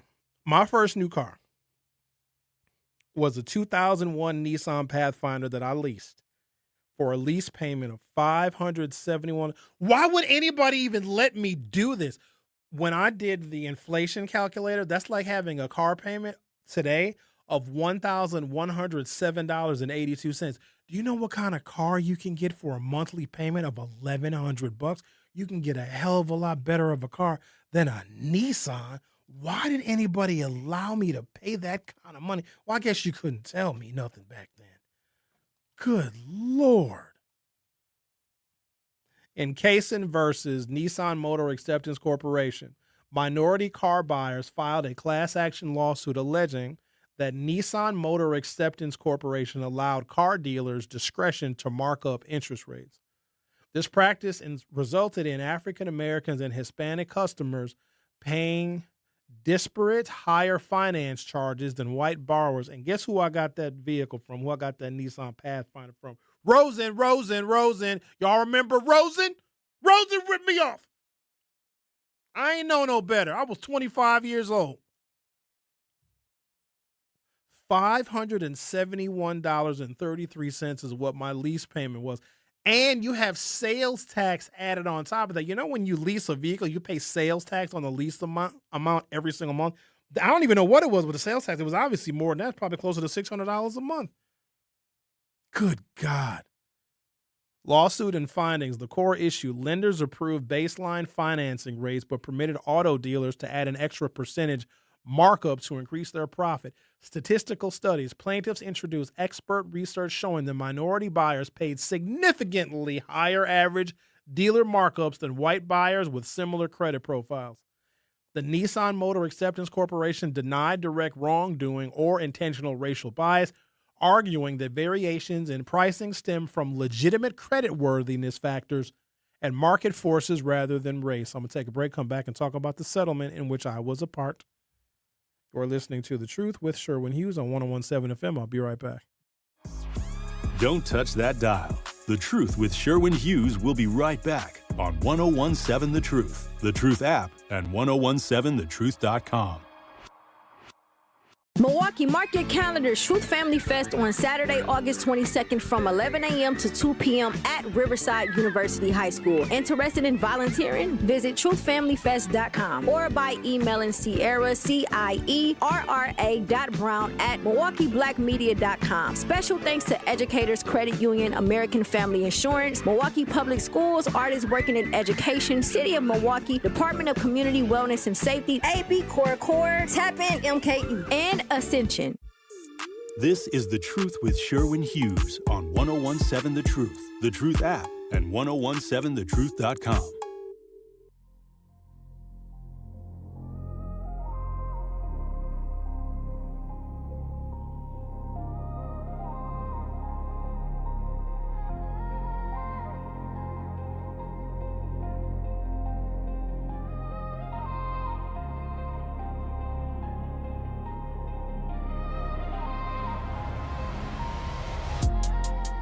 Today's show has been dedicated to all of the ways in which racism is still very much alive and well around us, but when it rears its ugly head, black people are the first ones that are shocked and can't believe that people say those things and can't believe that they think like that about us. And I'm here to tell you, yeah, they do. And I wish that they would be more honest so that we would be much more aware of how much they actually hate us. And I know what you're thinking, but Sherwin, we didn't do anything wrong and we're good people and we work hard. That doesn't matter. Because the better you are and the more you follow the rules and the more you excel and the more success becomes you, the more they hate us. It's almost like an inverse relationship. There is nothing you can do to convince these people otherwise. And so I would say is continue to live your life, be all that you can be. and just as best you can try and shake it off. I mean, I guess you can get involved in the fight and be an anti-racist, but I'm not entirely sure what that's going to do. But why should you as a black person try to convince the person that has created and maintained and fortified a system that they have prided themselves on for centuries? It's not for us to fix, but we think that if we just work a little harder, if we go to a white-owned restaurant and we tip a little bit more, then they're going to love us. No, they're going to hate us more. They're going to wonder why we have so much damn money to tip in the first place. They're going to assume that we robbed a bank or we sell dope. Oh, don't be in a nicer car than them. It's these microaggressions. They'll say stuff like, well, so what do you, like, Sherwin, I mean, I don't want to be nosy or anything. I'm like, no, please, by all means, show me your true colors. But like, like, you bought a house? Like, how did you do that? Like, why do you have a nice car? Like, you don't ever question a white person and ask them why they have a nice car. I see a white person with a nice car. I'm like, oh, you sell Fenty. You sell Coke. No, we think like, oh, their parents had money. They inherited a bunch of money. They got a good job. They blah, blah, blah. They murdered a black person and got a GoFundMe and they profited a whole bunch of money. We always think of incredible excuses as to why they have nice things and have nice houses and have nice cars. They might be selling dope too. Dope got to get here some kind of way. But they always assume the worst about us, even when we follow the rules, and it's horrible. Black women, you have it the worst, and I'm not sure if y'all know this. If you are an attractive black woman, but there's a kicker to it. An attractive black woman that wears your natural hair and you're skinny. They hate you more than they hate a rained out baseball game. Attractive black women that are thin. Oh my God. It's some of the most visceral, disgusting hatred, because the thing about that black woman, especially when you have a body type that is idealized by white men, they are scared to death of you, and they always want to know about your hair, and they want to touch your hair, and they want to get to know you, and they'll even mimic some of the vernacular. There you go, sister queen. Yes, girl, yes. They hate your guts. Don't ask me how I know. I've seen it firsthand my entire life. These white women they hate black women. It's so bad. But here's the thing. Black women don't even realize it. They think that they're being accepted. When white women ask them to hang out, and what do? We invite them to the damn barbecue. Does that really happen, or is that more symbolic? The cookout invite. No, it happens. Okay. Some of it is symbolic. We see a white person that can dance real good or sing with some soul. Like, we celebrate cultural appropriation. Like, oh my God, that white person can dance real good. Look at his Michael Jackson impression. You're invited to the cookout. I think that we have always been looking for racial reconciliation. For some reason, we feel like we need to be accepted by them. If you're accepted by them, that's the wrong kind of acceptance. So we started the program talking about this multicultural event that they had at American Family Field. It was called Black Culture Fest. And they posted an advertisement about it on social media, and the comments didn't disappoint, right? Are we going to hear smoke detectors chirping in the background? That's I hate to laugh. Some of it is so ridiculous. Is there going to be a watermelon seed spitting contest? Of course, talking about the fighting and talking about the violence. And this is like an event that was put on by Social X, and Social X is like a social group organization that tries to prevent brain drain of people that are from Milwaukee, educated here, and they move somewhere else. You can't stop people from leaving Milwaukee, because why would they want to stay here? Once your eyes are open to how bad it actually is and how you get treated and how you get disrespected, you think that I haven't seen it? Being in the field that I am in, I run circles around white radio hosts because they suck. They suck. They're boring. They're unimaginative. They're not creative. Here's when white radio could become great again. Tell us how you feel. Now, some conservatives do, but they're still kind of careful with their language. Mark Belling was the best at it. He'd tell you straight out he didn't like these people, did all sorts of the stereotypes. I appreciated him because I think that black folks need to actually hear how they truly feel about us, because then we get it. But also, the black community is nothing more than a colony full of sharecroppers in which our money and our income goes to someone else. If you're barely making it and you can barely afford your rent, you're renting, you don't own the property, you're paying somebody else. And you have all these Asian restaurants and Middle Eastern owned gas stations and Mexican food trucks further taking our income out of our pockets and away from Black owned businesses. I'm going to talk about that coming up in hour 3. The Black community is simply a colony used to extract wealth away from us and going into somebody else's pocket. The Truth with Sherwin Hughes will be back for hour 3. The Truth with Sherwin Hughes returns after this on 1017 The Truth app, and 1017thetruth.com. There's a little time left in the summer, and there's still so much to get involved in as we end the summer safe. Milwaukee youth ages 12 to 18 can tap into free safe summer sites, activities, food, music, sports, creative experiences, and free youth events happening all across the city. There's something to do, somewhere to go, and something new happening every week. Visit tapinmke.com to see what's happening near you. That's tapinmke.com. Milwaukee, let's end the summer safe and start the school year right. Talking about guns with others might not always feel comfortable, but it could save a life. Here's a way to start a conversation. Your family is going over to your neighbor's home for dinner for the first time. How would you ask if there are any unlocked guns in the home? Hey, we're so excited for tonight. Before we come over, though, may I ask if there are any unlocked guns in your home? Our guns are stored securely, locked in a safe that the kids can't access. Awesome. Learn how to have the conversation at agreetoagree.org. Brought to you by the Ad Council. Wherever there's a need in our communities, there's a United Way, improving lives so everyone can thrive. Where more people can gain access to health care and nutritious food for their tables. Where more community members can benefit from financial education and get connected to local resources for housing support. And where children are given more chances to reach their full potential. Community is where we find our strength and where we share our hope. United is the way. Visit unitedway.org.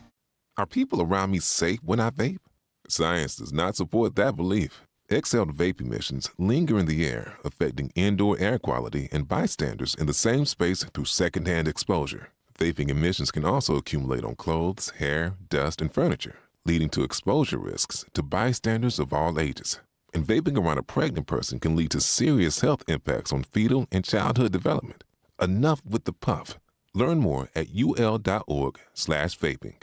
Milwaukee Black Talk lives here on 1017 FM and 1510 AM, W269DL Milwaukee, and WGKB Waukesha, live from American Family Insurance Studios.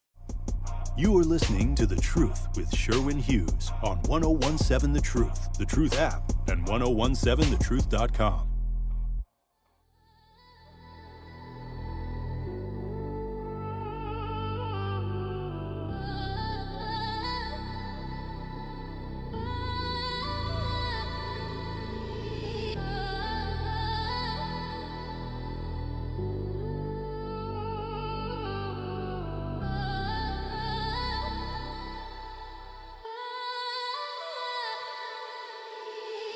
Welcome to hour 3 of The Truth with Sherwin Hughes.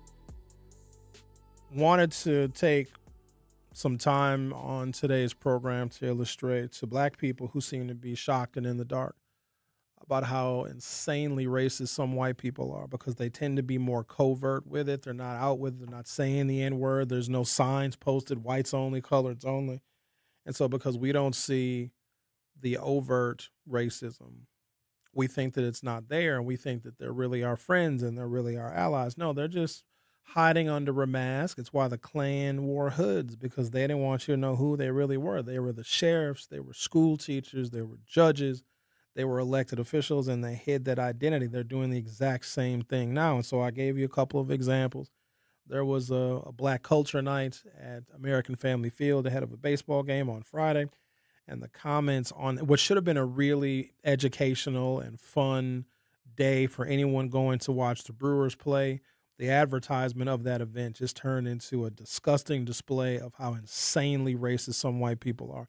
And the fact that Black people were in the comments saying, "Why are you saying this about us? But this is so mean." And Black people were sharing and saying, "Look at what they're saying about us. Your parents didn't warn you?"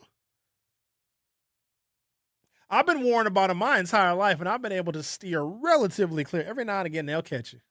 They'll catch you. But if you get them mad enough, even your closest white friends will call you a nigger. Get them mad enough. No. Get them mad enough. Beat them, outpace them, out-earn them, be smarter than them. It's just a matter of time.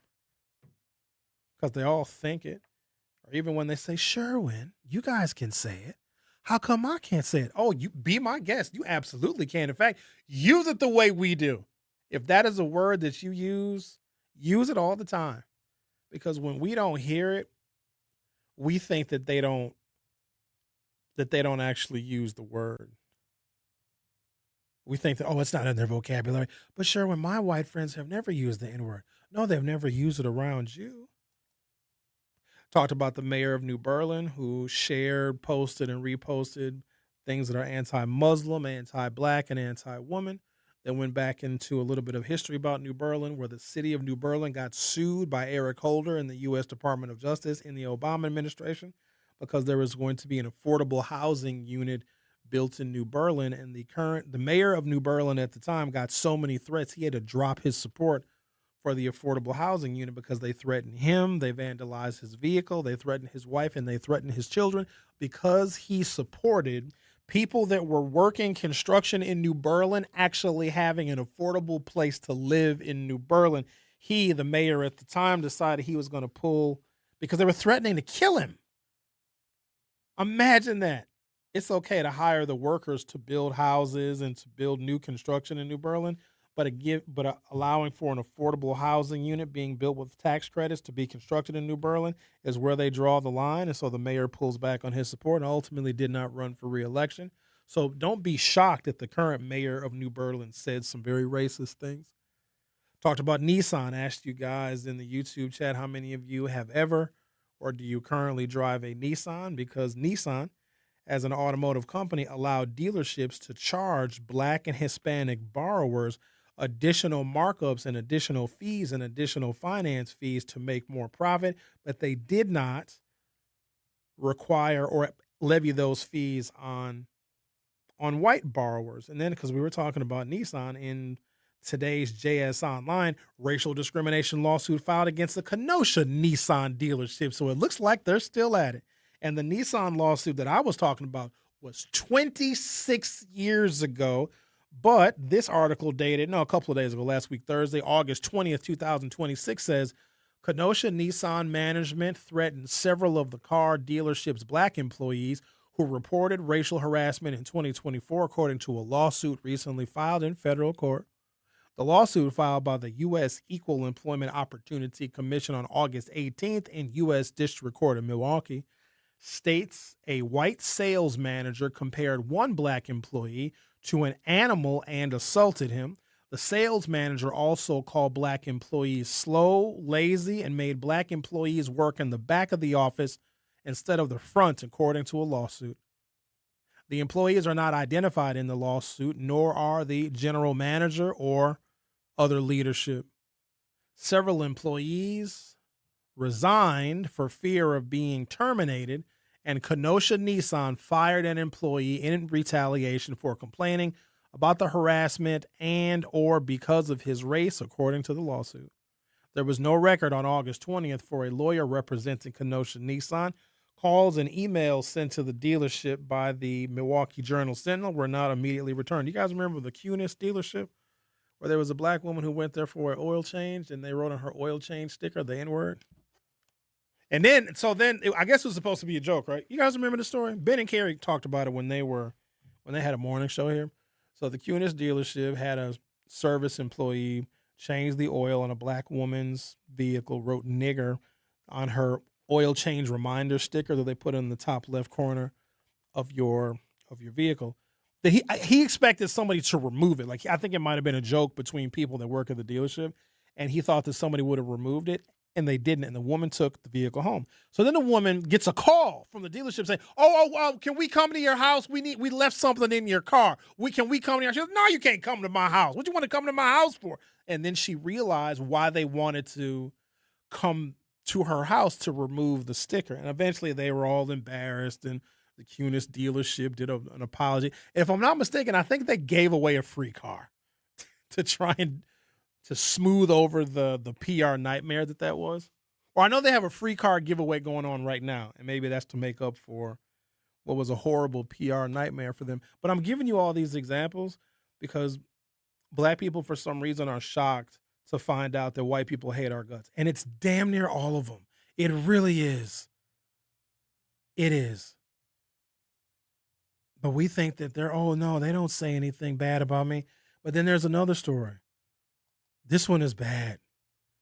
Texas Roadhouse is forced to respond after a disturbing post starts making the rounds online. Texas Roadhouse has officially responded after an anonymous post began circulating online with some very disturbing allegations involving black customers. So before I get into the details of this one, I've only been to the Texas Roadhouse, I think, one time. Because it's in West Bend, and I'm not out there very often. I don't even know what the hell I was doing out there. I was in, was I buying a car? What was I doing in West Bend? It was a long time ago. Oh, it's probably 10, 15 years ago if it was a day. And somebody said, oh, let's go to Texas Roadhouse. They got good honey butter. Listen to me. Hold on now. You can sit Sherwin down with some good bread and some butter, and I'll be cool. I don't know what it is about bread and butter. I can go to town now. Don't have me going to the Cheesecake Factory, any place where they serve you some good bread and butter. Ooh, that's all I need as an appetizer. Or if I go to the Italians, you go to an Italian restaurant. Here's what you do when you get some good Italian bread at an Italian restaurant. I get Italians some credit. Italians know how to eat now. They eat big mostaccioli's and lasagna. I went to the Olive Garden not too long ago. We went for my brother's birthday. I love some Olive Garden. It's not real Italian food, but it's Italian enough. Are you a fan of Balestrari's? They got a couple of Balestrari's. You got one on 66th and Blue Mound and another one on like 68th and what is that, State Street? Something like that. I'm thinking of the one on Blue Mound. It's you can get good Italian food any damn where. You got good pizza everywhere. I'm not having no damn argument with people who got the best damn chicken wings. You know who has the best chicken wings? Everyone. Shut up about the damn chicken wings. But here's what you do with the Italians. Because the Italians had that good olive oil. Olive oil is one of those things where quality is commensurate with price. So if you pay $37 for a bottle of olive oil, that's going to be some good olive oil. Get it infused, maybe with a little garlic infused, some kind of herb infused olive oil. You can cook with it, but it's got a low smoke point now. You can't fry stuff. You can't deep fry stuff in the olive oil, but olive oil is good, clean, healthy oil. But here's what you do with the good olive oil. It's got to be good olive oil. It can't be no cheap stuff. Don't get no Kroger olive oil. Get something with an Italian name you can't pronounce, with a bunch of apostrophes and a bunch of like Z's in it. Get something that's real Italian. But here's what you do. You get you some good Italian bread, okay? And you get you a little dish, and you pour out some of that good olive oil, maybe that garlic herb-infused olive oil into that little dish. You're not done yet. Listen to me. I'm trying to teach you how to eat. Now, y'all don't know how to eat right. You get you some Parmesan cheese. You sprinkle some of that Parmesan cheese and that good herb-infused, garlic-infused olive oil, okay? Listen, you're not done yet. Keep listening to me. You don't know how to eat. I'm going to teach you how to eat. You get you a piece of that good, crusty Italian bread, that fresh Italian bread. It's crusty on the outside, soft on the inside. You know what I'm talking about. Like a mean woman. Hard exterior, soft on the inside. And you sop. Okay, you take some of that bread, you got to break it. You got to break that bread. Get you a nice little piece of that, a crusty Italian bread, and then you sop it in that good herb-infused, garlic-infused olive oil with that Parmesan cheese. Get you a good sop. Don't do no weak sop. Sop like you mean it. You dip it. Let it sit for a second. Let it soak. Let it marinate. Get you a load of that. Don't get too fancy with it and throw you a couple little red pepper flakes in there. Now you want to slap somebody. You know what I mean? That's how you got to do it with the Italians. What was I even talking about? I just got wrapped up in the... Oh. Texas Roadhouse has officially responded after an anonymous post began circulating online with some very disturbing allegations involving, guess who? Black customers. And no, this has nothing to do with Donald Trump. But here's what Donald Trump did. He said something that we missed. Or we made it seem like it was something else. Like when Donald Trump says something, he's not smart enough to have any double entendre. When he says it, he means it. We got to listen to him. He said, I'll be your retribution. Put your faith in me. Dude sounded almost biblical when he said it. I'll be your retribution. If you hate them, I will create policies that will show how much we hate them.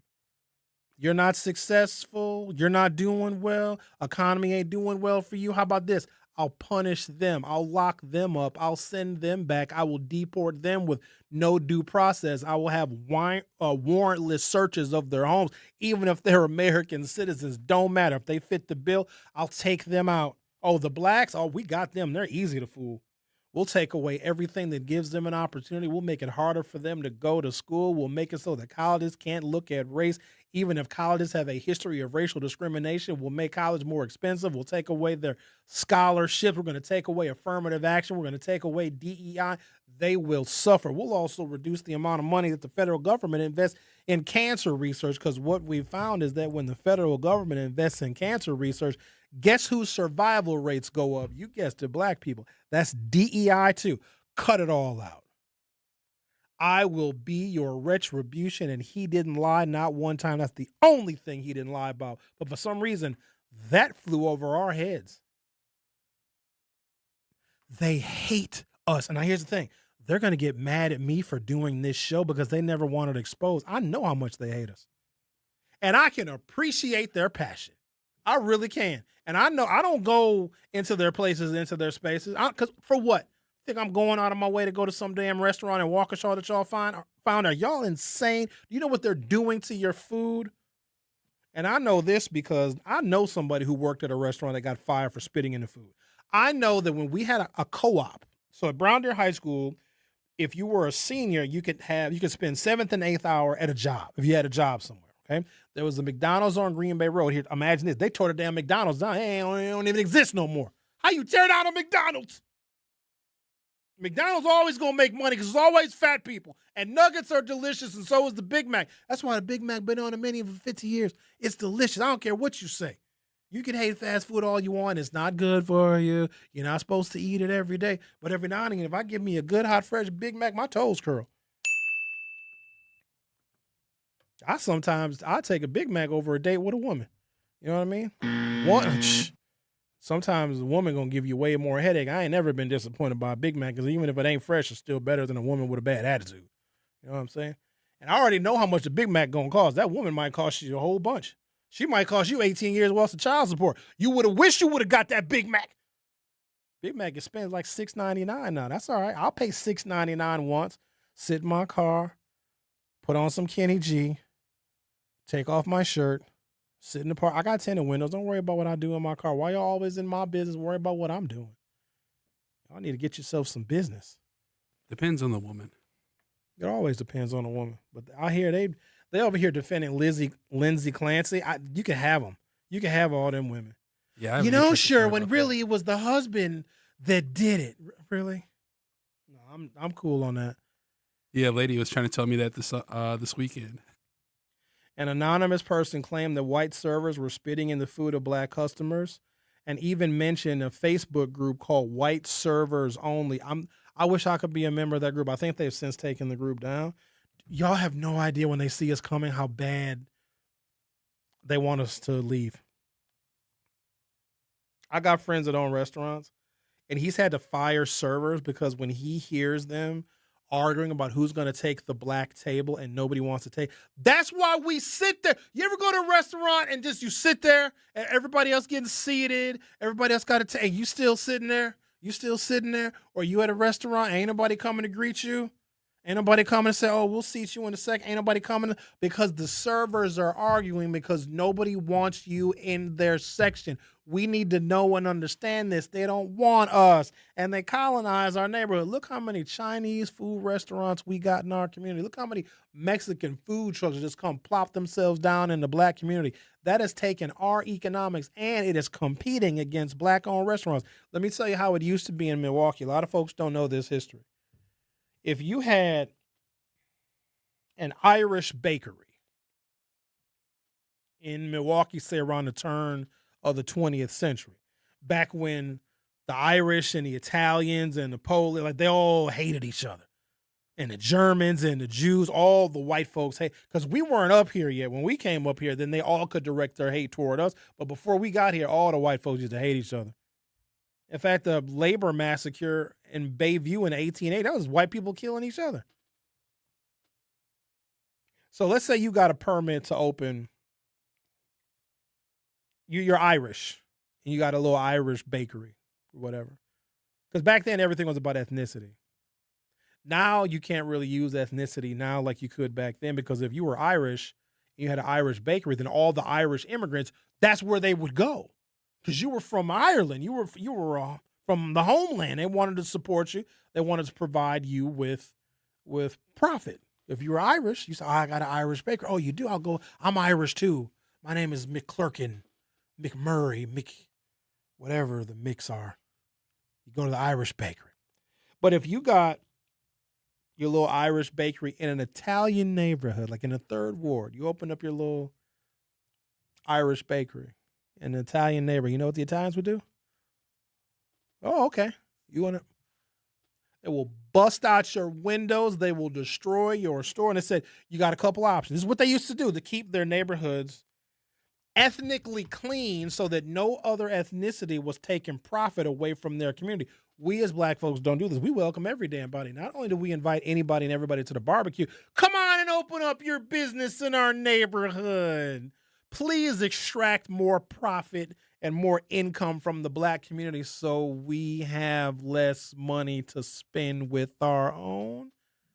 Y'all stop tripping over these damn grocery stores closing, because y'all spending your money at the damn taco truck. Ain't going to no damn grocery store wondering why the grocery store is closing. First of all, y'all can't cook. White women can't cook either. You know what they call it? Girl dinner. I'm fascinated by how they're almost exactly the same, but they'll have cute little names for the fact that they don't know anything about domestic duties. I did a girl dinner, and I'm watching this TikTok video with my mouth wide open because I'm just aghast at what girl dinner. You know what this broad did? I got some leftover rice and put some salt on it. Girl dinner. Oh, you can't cook. No, it's not that I can't cook. It's girl dinner. I don't know who the hell invented a charcuterie board. We're having girl dinner. You eating salami and cheese. You eating a Lunchable with olives. We're going to call it girl dinner because can't none of y'all even boil some water. White girl talking about she making dinner. She making Kraft macaroni and cheese and the noodles be crunchy. You know what I mean? Come on, ladies. Call it girl dinner. I can't cook, so we're going to call it girl dinner. Well, what are you eating? One microwaved potato. Girl dinner. But no, we don't cook either. Damn food for all these damn Chinese restaurants in our neighborhood. Why would you go to grocery? You can go get you some egg rolls. You know what I'm saying? The anonymous person claimed that white servers were spitting in the food of black customers and even mentioned a Facebook group called White Servers Only. Those are some extremely serious accusations. At this time, no evidence has been released confirming that anybody's food was actually tampered with. Of course not. I'm not going to admit that. That's a big felony. So at the co-op that we had, the McDonald's on Green Bay Road in Brown, this was back in the early 90s, when they found out a cop was in the drive-thru. Because the burger patties are frozen, they put them in this thing called a queue. A queue is something that heats the burger patty up, and then they make you double cheeseburger, they make you quarter pounder, they make you Big Mac. They would play hockey with the frozen patties if they knew that a cop was in the drive-thru. And this I knew for an absolute fact. And this is 30-something years ago. You think with how they feel about us right now that they don't spit in our food? And we go into these restaurants and we act a fool, don't we? I need more. Bring me 3 more lemons. No, I don't want to pay for this. We splitting this tab 7 ways. You honestly think that they're going to serve your food with... Now, here's the thing. They're going to smile at you. They're going to be very nice. Because I'm reading the comments on this this Texas Roadhouse post, and I feel so bad for the black folks because they over here saying, but every time I go to Texas Roadhouse, they treat me with respect and they smile at me. Because you don't need to be mean to somebody if you spit in their food. You should be nice. Because if you're mean and have an attitude, then you might suspect, I maybe shouldn't trust this server. They're giving me a mean look. But if they bring that hamburger out and it's got extra sauce on it and it's probably not ranch. Y'all be careful. That may not be ranch. I don't know. I'll bring my own ranch. I'll bring my own bottle of Hidden Valley. I ain't trusting that ranch. Don't you do it. Yeah, can I get an extra thing of ranch? I'll be like, sure. And what's crazy is you might have a waitress, but it's a waiter that brings the ranch. Don't do it. Don't you do that, ranch. Y'all dip everything in ranch. French fries, pizza, each other. The Truth with Sherwin Hughes on 101.7 FM. We'll be right back. Don't touch that dial. The Truth with Sherwin Hughes will be right back on 101.7 The Truth, The Truth app, and 101.7thetruth.com. Educators Credit Union is more than a place to manage your money. They're where your financial possibilities take shape. They're more than transactions. They're conversations about your financial goals. More than numbers, they're community advocates who support free, local events that are accessible to all. They foster community because we are stronger together. Educators Credit Union is people helping people. Become a member at ECU.com. Insured by NCUA. Membership eligibility required. The possibility of lung cancer can be pretty scary, especially if you're one of approximately 8 million current or former smokers at high risk. That's why SaveByTheScan.org wants you to know that now there's a breakthrough low-dose CT scan that can detect lung cancer early, and it only takes 60 seconds. You stop smoking, now start screening. For an easy quiz to see if you're eligible, visit SaveByTheScan.org. It could save your life. SaveByTheScan.org is brought to you by the American Lung Association's Lung Force Initiative and the Ad Council. Reading aloud to children sharpens their listening skills, expands their vocabularies, and nurtures a lifelong love of reading. That's why Reading is Fundamental, the nation's leading children's literacy nonprofit, offers free monthly read-alouds by popular authors through its Rally to Read program. Visit rallytoread.org to watch the read-alouds and discover exciting reading activities for school and home. Visit rallytoread.org today. This is The Truth with Sherwin Hughes on 101.7 The Truth, The Truth app, and 101.7thetruth.com.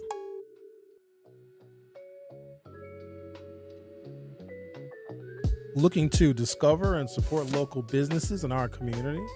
Then make sure you tune in every Friday at 8 a.m. to Truth in the Morning with Homer and Bailey for What the Business Is, powered by We Energies.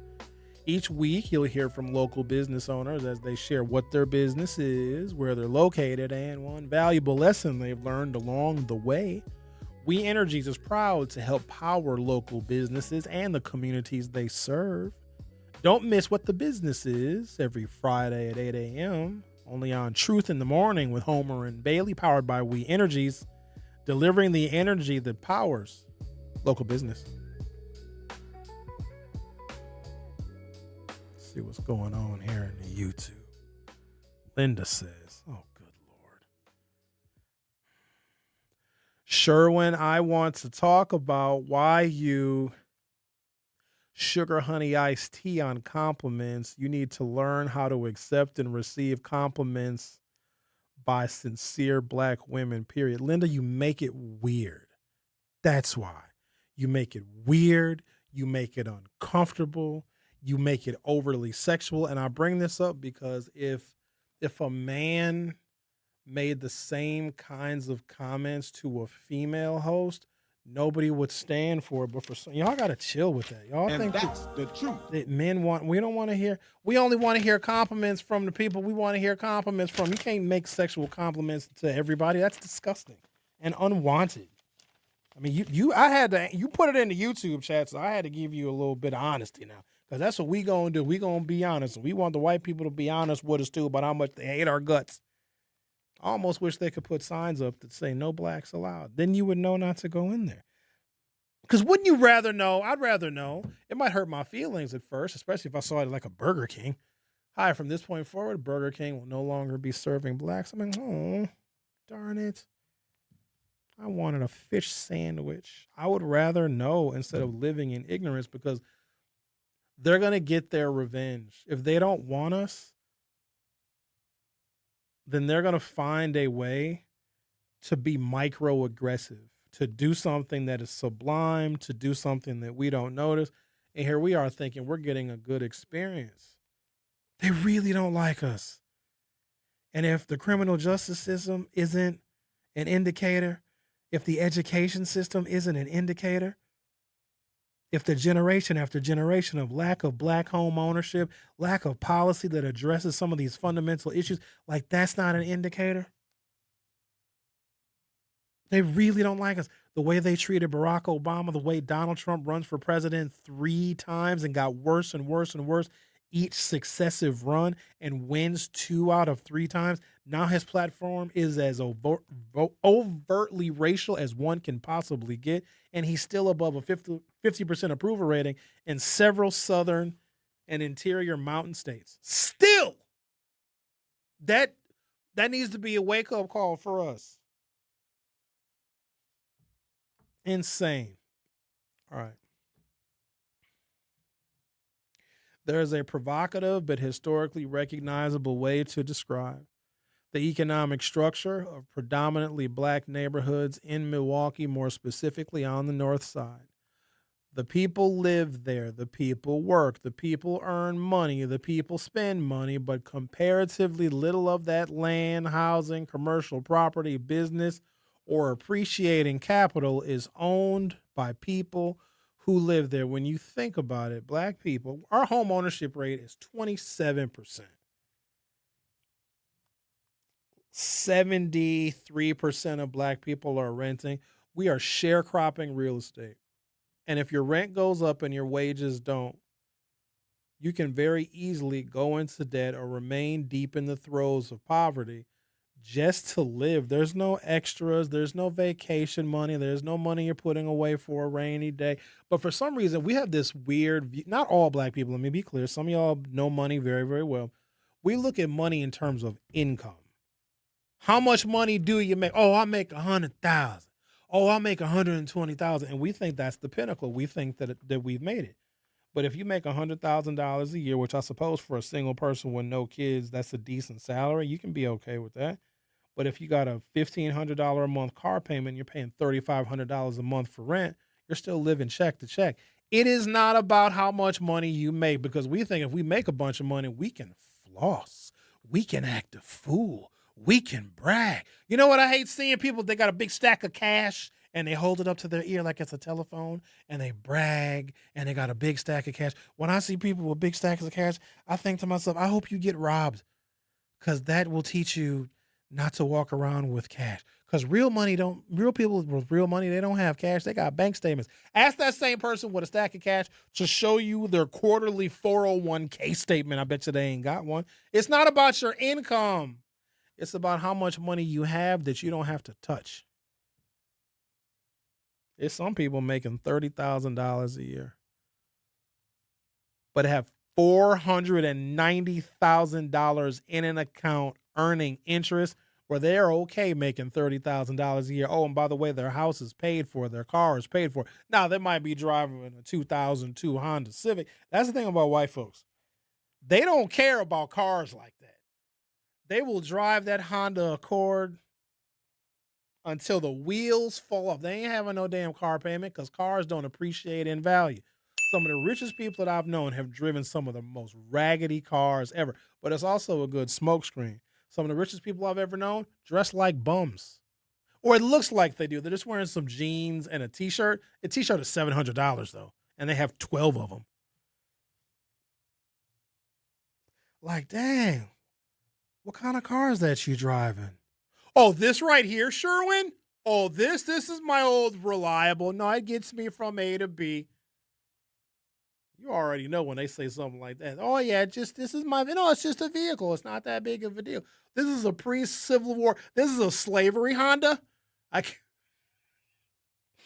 got a 1859 Honda Carriage. Yeah, no, they're very reliable. If you look, it still smells like Civil War in it. Yep. Yeah, I'm not going to replace this till the wheels fall off of it. How many miles does it have on it? 30 billion?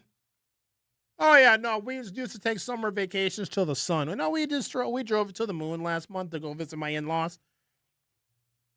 But not us. Look at me when I first got out of college. I was like, I'm buying me a new car. Paid $571 a month, not knowing that I was getting ripped off by Nissan and ended up being in a class action lawsuit. And let me tell you how Nissan settled the class action lawsuit, where they essentially admitted without admitting that they allowed dealerships to charge Black and Hispanic borrowers higher service fees and finance fees. Here's how they settled the lawsuit: by offering Black customers low interest financing on the next Nissan that they buy. That's how they settled it. So I get this card in the mail saying I was a member of the class because I was automatically entered into the class. Like, oh, here, we'll give you low interest financing when you come back and buy your next Nissan from Rose and Rose and Rose. And I said, no, thank you, no, thank you, no, thank you. I got a Land Rover after that. That was another one. You couldn't tell me nothing when I was in that Land Rover. When I had that Land Rover, I'd go pick the daughter up one night and the next night pick up the mama. You couldn't tell me nothing when I had that Land Rover. Black with the tan interior. I come up the street. Oh no, here comes Sherwin. He picked my grandmother up last night. Darn it, I hate that. I hate that, Sherwin. You're listening to The Truth with Sherwin Hughes on 101.7 FM. I'll be right back. Don't touch that dial. The Truth with Sherwin Hughes will be right back on 101.7 The Truth app, and 1017thetruth.com. At Milwaukee College Prep, we believe brilliance lives in every child. Here, students are challenged, supported, and celebrated every single day. With small class sizes, dedicated teachers, and a proven track record of academic excellence, MCP is helping Milwaukee kids reach their fullest potential. Enrollment is still open for grades K-3 through 8. Spaces are limited. Apply today. Give your child a school where they'll thrive. Visit mkeprep.com or call today. Milwaukee College Prep, brilliance lives here. Doctors Without Borders is delivering life-saving medical care where it's needed most in communities around the world. From bandaging war-wounded patients in Sudan to providing clean drinking water in Haiti, we're in more than 70 countries worldwide, bringing patients from sick to recovering, from emergency to aid, from crisis to care. This life-saving care is made possible by a global movement of supporters like you. Thank you. In sitcoms, when someone has a problem, they just blurt it out and move on. Well, I lost my job and my parakeet is missing. How was your day? But the real world is different. Managing life's challenges can be overwhelming. So, what do? We get support.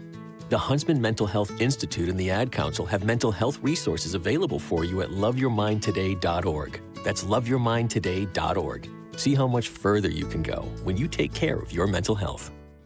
For 250 years, our armed forces have bravely served America. Wounded Warrior Project honors that legacy by supporting post-9/11 service members and veterans like Anthony, a Marine who was injured by a roadside bomb in Afghanistan. They carried me through my injuries, not just my physical, but my mental. And seeing other vets doing the same thing helped me tell myself, hey, you can do this. Join us in honoring warriors at woundedwarriorproject.org/America. This is The Truth with Sherwin Hughes on 101.7 The Truth app, and 1017thetruth.com. Sherwin speak facts, let the real talk begin. Mind like a weapon, every word cut clean. Your host's favorite host, the mic God supreme. No one match the brain, no one match the vibe. Milwaukee truth teller, yeah, we feel that pride. When the people need sense, he the one they call. Sherwin Hughes on the line, that's power, y'all. He the voice of the people. Don't let this fool you. This is some AI slop. Forget flags, armies, and governors for a moment. From an economic standpoint, colonial systems frequently operated according to a simple arrangement: resource extraction, external ownership, and wealth leaves. The colonies supplied labor, consumers, land, or raw materials. Outside owners control much of the productive capital. The local population participated in the economy, but captured a small portion of the accumulated wealth. That distinction between participating in an economy and owning an economy is critical. A worker receives wages, a consumer buys products, a renter purchases housing services, but an owner can accumulate equity, appreciation, profits, and an asset that can be transferred to the next generation. That brings us to Milwaukee. Zip code 53206 makes the analogy unusually easy to understand. So I'm trying to illustrate that the north side of the city of Milwaukee is essentially a colony in which black people are there to provide resources, their money, and their income to other interests that are oftentimes not black, and that is how the money leaves our community. The other thing is, if you inject income into the black community, somebody else is going to get it back. Just like if we got reparations, and I don't know what the reparations check is going to be. Is it $20,000? Is it $200,000? Think about who we would give the money to. Think about what we would buy. Think about what communities would receive all of our reparations. So any money that you inject into the black community, and it could be like social service resources, somebody is getting that money and somebody's going to get rich, and it's not us. Consider 53206 one of Milwaukee's overwhelmingly black zip codes. Current 2020 through 2024 American Community Survey puts its population at about 19,900 people. And the average household income, this is a household, is $29,336. Per capita income is roughly $19,986. And approximately 40.5% of residents in 53206 live below the poverty line. So the poverty line is extreme poverty. You could be 50% above, 75% above, even 100% above the federal poverty line for a family of four, and you still are not making it. So the fact that 40.5% live below it it's just about as bad as you can possibly get. So the household income on average in 53206 is less than $30,000 a year, $29,336. Well, let's compare that to Milwaukee overall. What do you think the average income in the city of Milwaukee is? Now, this is not an expensive city. I know our taxes have gone up. I know the cost of living has gone up, but compare Milwaukee to a New York, an LA, a Miami, or even a Chicago. It's a lot cheaper, a lot less expensive, right? Milwaukee average income, $54,234.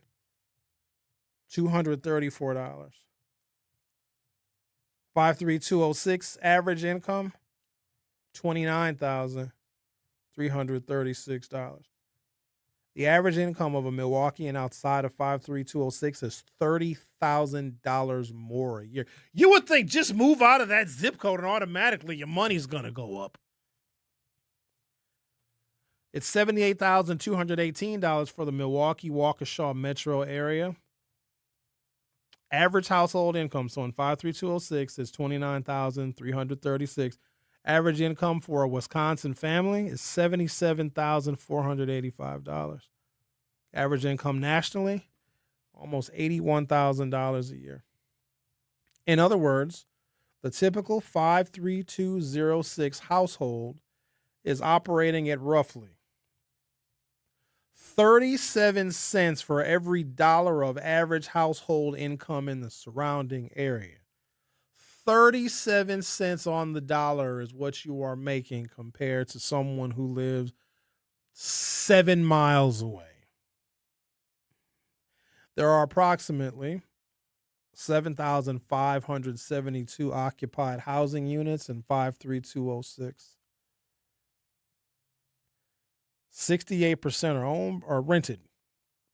So 32% are owned. So 5,131 or 67.8% of those housing units are renter occupied. 32.2% are owner occupied. And remember that the home ownership rate for the zip code, not specifically the black home ownership rate writ large. Across the metropolitan area, the black home ownership rate is only 27.5%. The African American Alliance Index, whatever the hell that is, ranked Milwaukee 49th out of 50th when it comes to black home ownership. That's not good. I wonder who's worse. Think of two families paying $1,000 every month for housing. Family A owns its house. Some portion of its payment eventually becomes home equity. The house can appreciate. The family can potentially borrow against the value of their home. Eventually, the mortgage disappears. The house can be passed to the children. Family B rents. The family receives something valuable, housing, but its rent primarily becomes revenue for the property owner. After 20 years, family B that rents may have spent $200,000 on housing without acquiring any real estate whatsoever. That doesn't make the landlord inherently exploitative, but it illustrates the difference between consumption and accumulation. Black Milwaukeeans today are obviously not literal sharecroppers. Historically, sharecropping emerged after slavery and involved agricultural laborers working land they did not own. However, the economic resemblance to 53206 in 2026, the resemblance is worth discussing. The sharecropper's fundamental problem was, quote, I work, but I don't own the product asset. For many poor households, the problem becomes, I work, but I don't own many appreciating assets. The paycheck comes in, then rent takes some, utility takes some, transportation takes some, food takes some, debt takes some, insurance takes some, retail takes some, and the household starts the next month all over again. The person may be working continuously while accumulating very little capital. That is the modern parallel, not forced agricultural labor, but labor without any kind of ownership. We essentially are living on a sharecropping colony. Imagine Black Milwaukee as a bucket. There's a hole in the bucket, dear Eliza. Every payday, water gets poured into the bucket. The water represents wages, Social Security, government benefits, pensions, tax refunds, and other income. How much water enters the bucket is not the important question, but how many holes are in the bucket and who owns the pipes attached to the holes. If residents pay rents or property owners outside the neighborhood, money leaves household balance sheets. If they shop at corporations headquartered elsewhere, profits ultimately flow outside of the neighborhood. I feel bad because I bought these pants I'm wearing at Kohl's. I thought Kohl's was inexpensive. Kohl's costs a lot of money. Somebody lied to me. I went to the Kohl's. I shouldn't even admit this. But where can you get clothes owned by black people? Do black people own clothing stores? Yes. Of stuff that I want to buy, though. I don't want no ripped jeans with graffiti on the booty. I don't want no graffiti booty jeans. I'm 51 years old. I can't wear graffiti booty. Yeah, go right down the street to Unfinished Legacy. Actually, my friend owns it. They don't make. I'm a man. You're a young person. I don't want to shop where you shop. How the hell I can't stand when old people look young, try to dress, be 50 years old, got arthritis and over here wearing the brand new Jordans. You're too old, sir. Even though Jordans are our generation. You're never too old for Jordans. Yeah, you are. Yes, the hell. Yes, if I see a 97-year-old man with a cane, you got some fresh J's on, though. No. Look who we got in studio today. Somebody so old look, you in a wheelchair, right? You can't even walk. Why you need J's? You can't. Those are basketball shoes. Those are good walking shoes. You can't, if you're in a wheelchair, you can't walk, man. J's don't even be creased. Yeah, they'd be comfortable. If Sherwin is ever in a wheelchair, and the way I'm going now, Biko said you had more thoughts if you had Jordans on. I don't need no. That's my problem now. That's my issue. If I'm in a wheelchair and I don't need to walk, I'm just going to wear slippers. Let's wear some house shoes. Because then I'll be Mr. Hughes. Mr. Hughes, where are your shoes? Shut up! I'm in a wheelchair wearing a bib.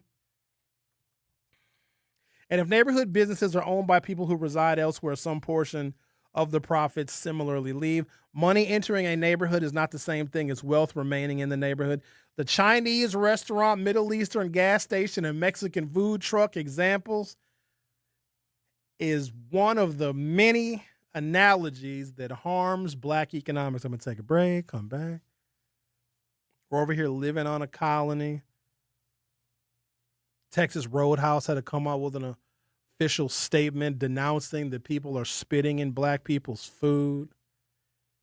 In 2011, the Obama administration had to sue the city of New Berlin because they didn't want an affordable housing complex built in their neighborhood.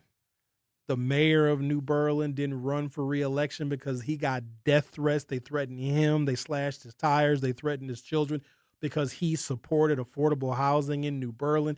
New Berlin residents didn't want black people moving into the neighborhood, so they threatened the mayor because of his support for the damn affordable housing project. And then you have the current mayor of New Berlin posting anti-black, anti-Muslim sentiments on his public Facebook page. I'm giving you all of this information to show that racism is alive and well, and we choose to ignore it, or we are shocked when they tell us how they actually feel about us. On Friday, the Brewers had a black cultural exhibition showcasing the impact and the importance of African Americans, not just on Major League Baseball, but on culture as a whole. And the comment section was full of every single racist and racial epithets you could ever think of. And the black people were in the comments saying, "Why are you saying this about us? Why are you so mean?" It's amazing that we are still shocked when we find out they're speaking their truth about how they feel about us. You go to a restaurant, you're wondering why nobody is coming to greet you. You're wondering why nobody is seating you. You're just standing there. You're standing there because the servers are arguing because they don't want us in their section. But what do? We go to the damn restaurant, do a food review, and give everybody a 10 out of 10. Oh, I'd come here again, not knowing they're probably spitting your food. And then we want to split the check 13 ways. I'm not telling y'all to change anything that you do. I'm just telling you to be aware. They really don't like us very much. The Truth with Sherwin Hughes will be right back. The Truth with Sherwin Hughes returns after this on 1017 The Truth app, and 1017thetruth.com.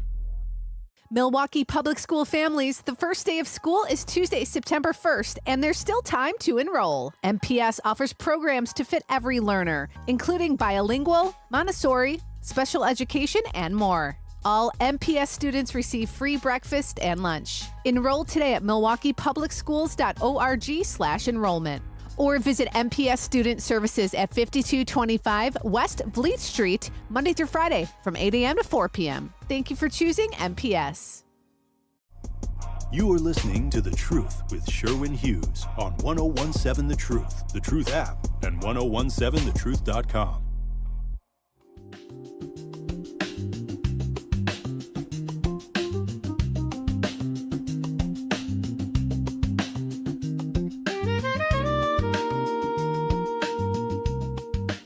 Somebody asked me when I'm going to go back to doing the Hughes Views 414 podcast on YouTube. I don't know. 7 o'clock is, it's a tough time to want to be on the internet broadcasting. You know what I mean? It's summertime. Well, almost. It was 40 degrees this morning. Summer is over. Yeah, it's cuffing season now. Got any prospects? No comment. Why don't somebody cuff me? No, never mind. Sorry, didn't mean to say that out loud. I don't want to be cuffed. I don't want to be cuffed by anybody. A woman, the police, just no cuffing. Because then you know what happens. Then the holidays come up. Lady B's trying to cuff. No thanks. I'm cool. I'm straight. Y'all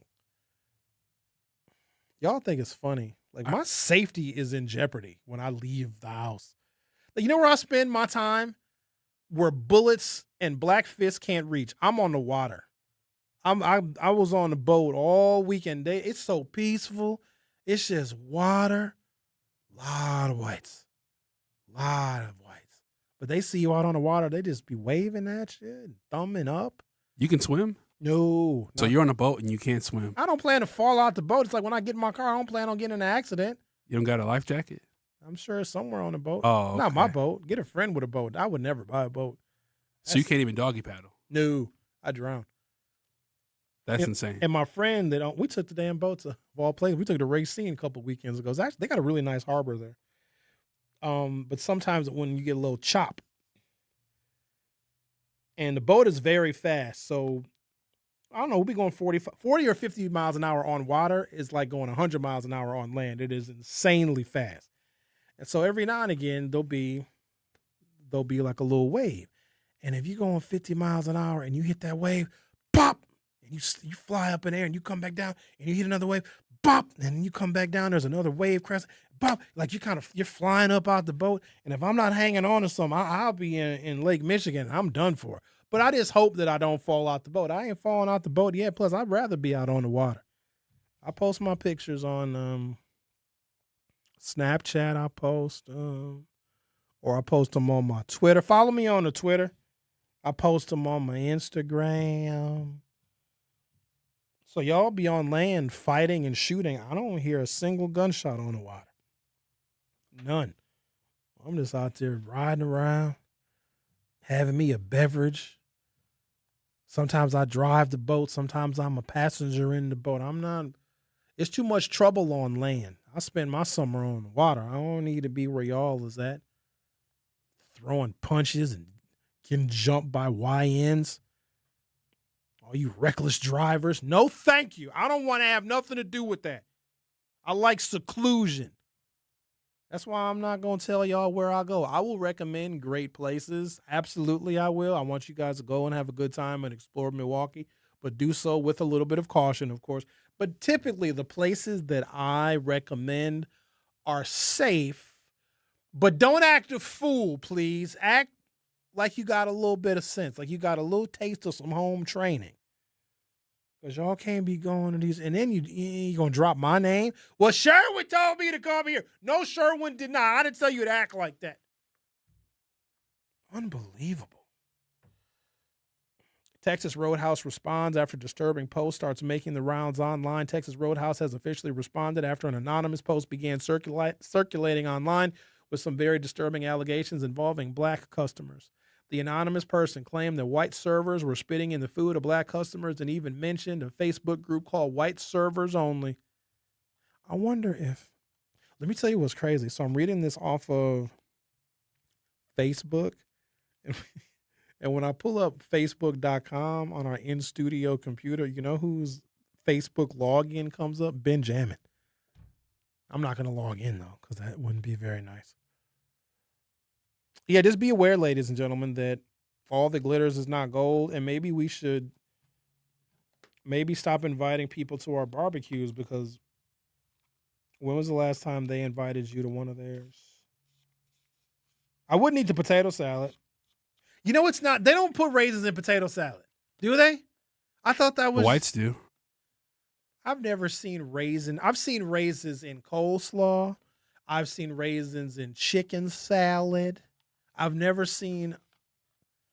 I thought that was just made up. Zach, you know for sure? Yeah, Zach just said yes. Oh, no. I had a white grandma, but I don't think she did that. You don't think? No. How white was she? Because there's levels. Oh, she was white. Oof. Okay. White. Oh, boy. All right. You okay? You good? I'm fine. All My right, grandma then. was very loving. I loved her very much. Good. God rest her soul. My grandmother was very black and grew up in the Depression and in the Jim Crow South. She prepared us very well.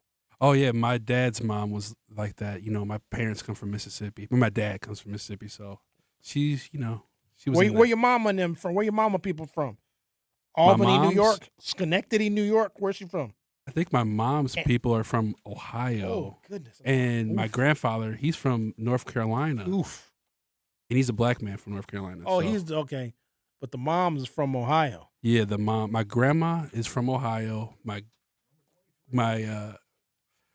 what's that? Grandpa, he was from North Carolina. Uh-huh. And my dad, he's from Mississippi, and my mom is from Milwaukee. All right, then. So you got a little, and you grew up in Brookfield.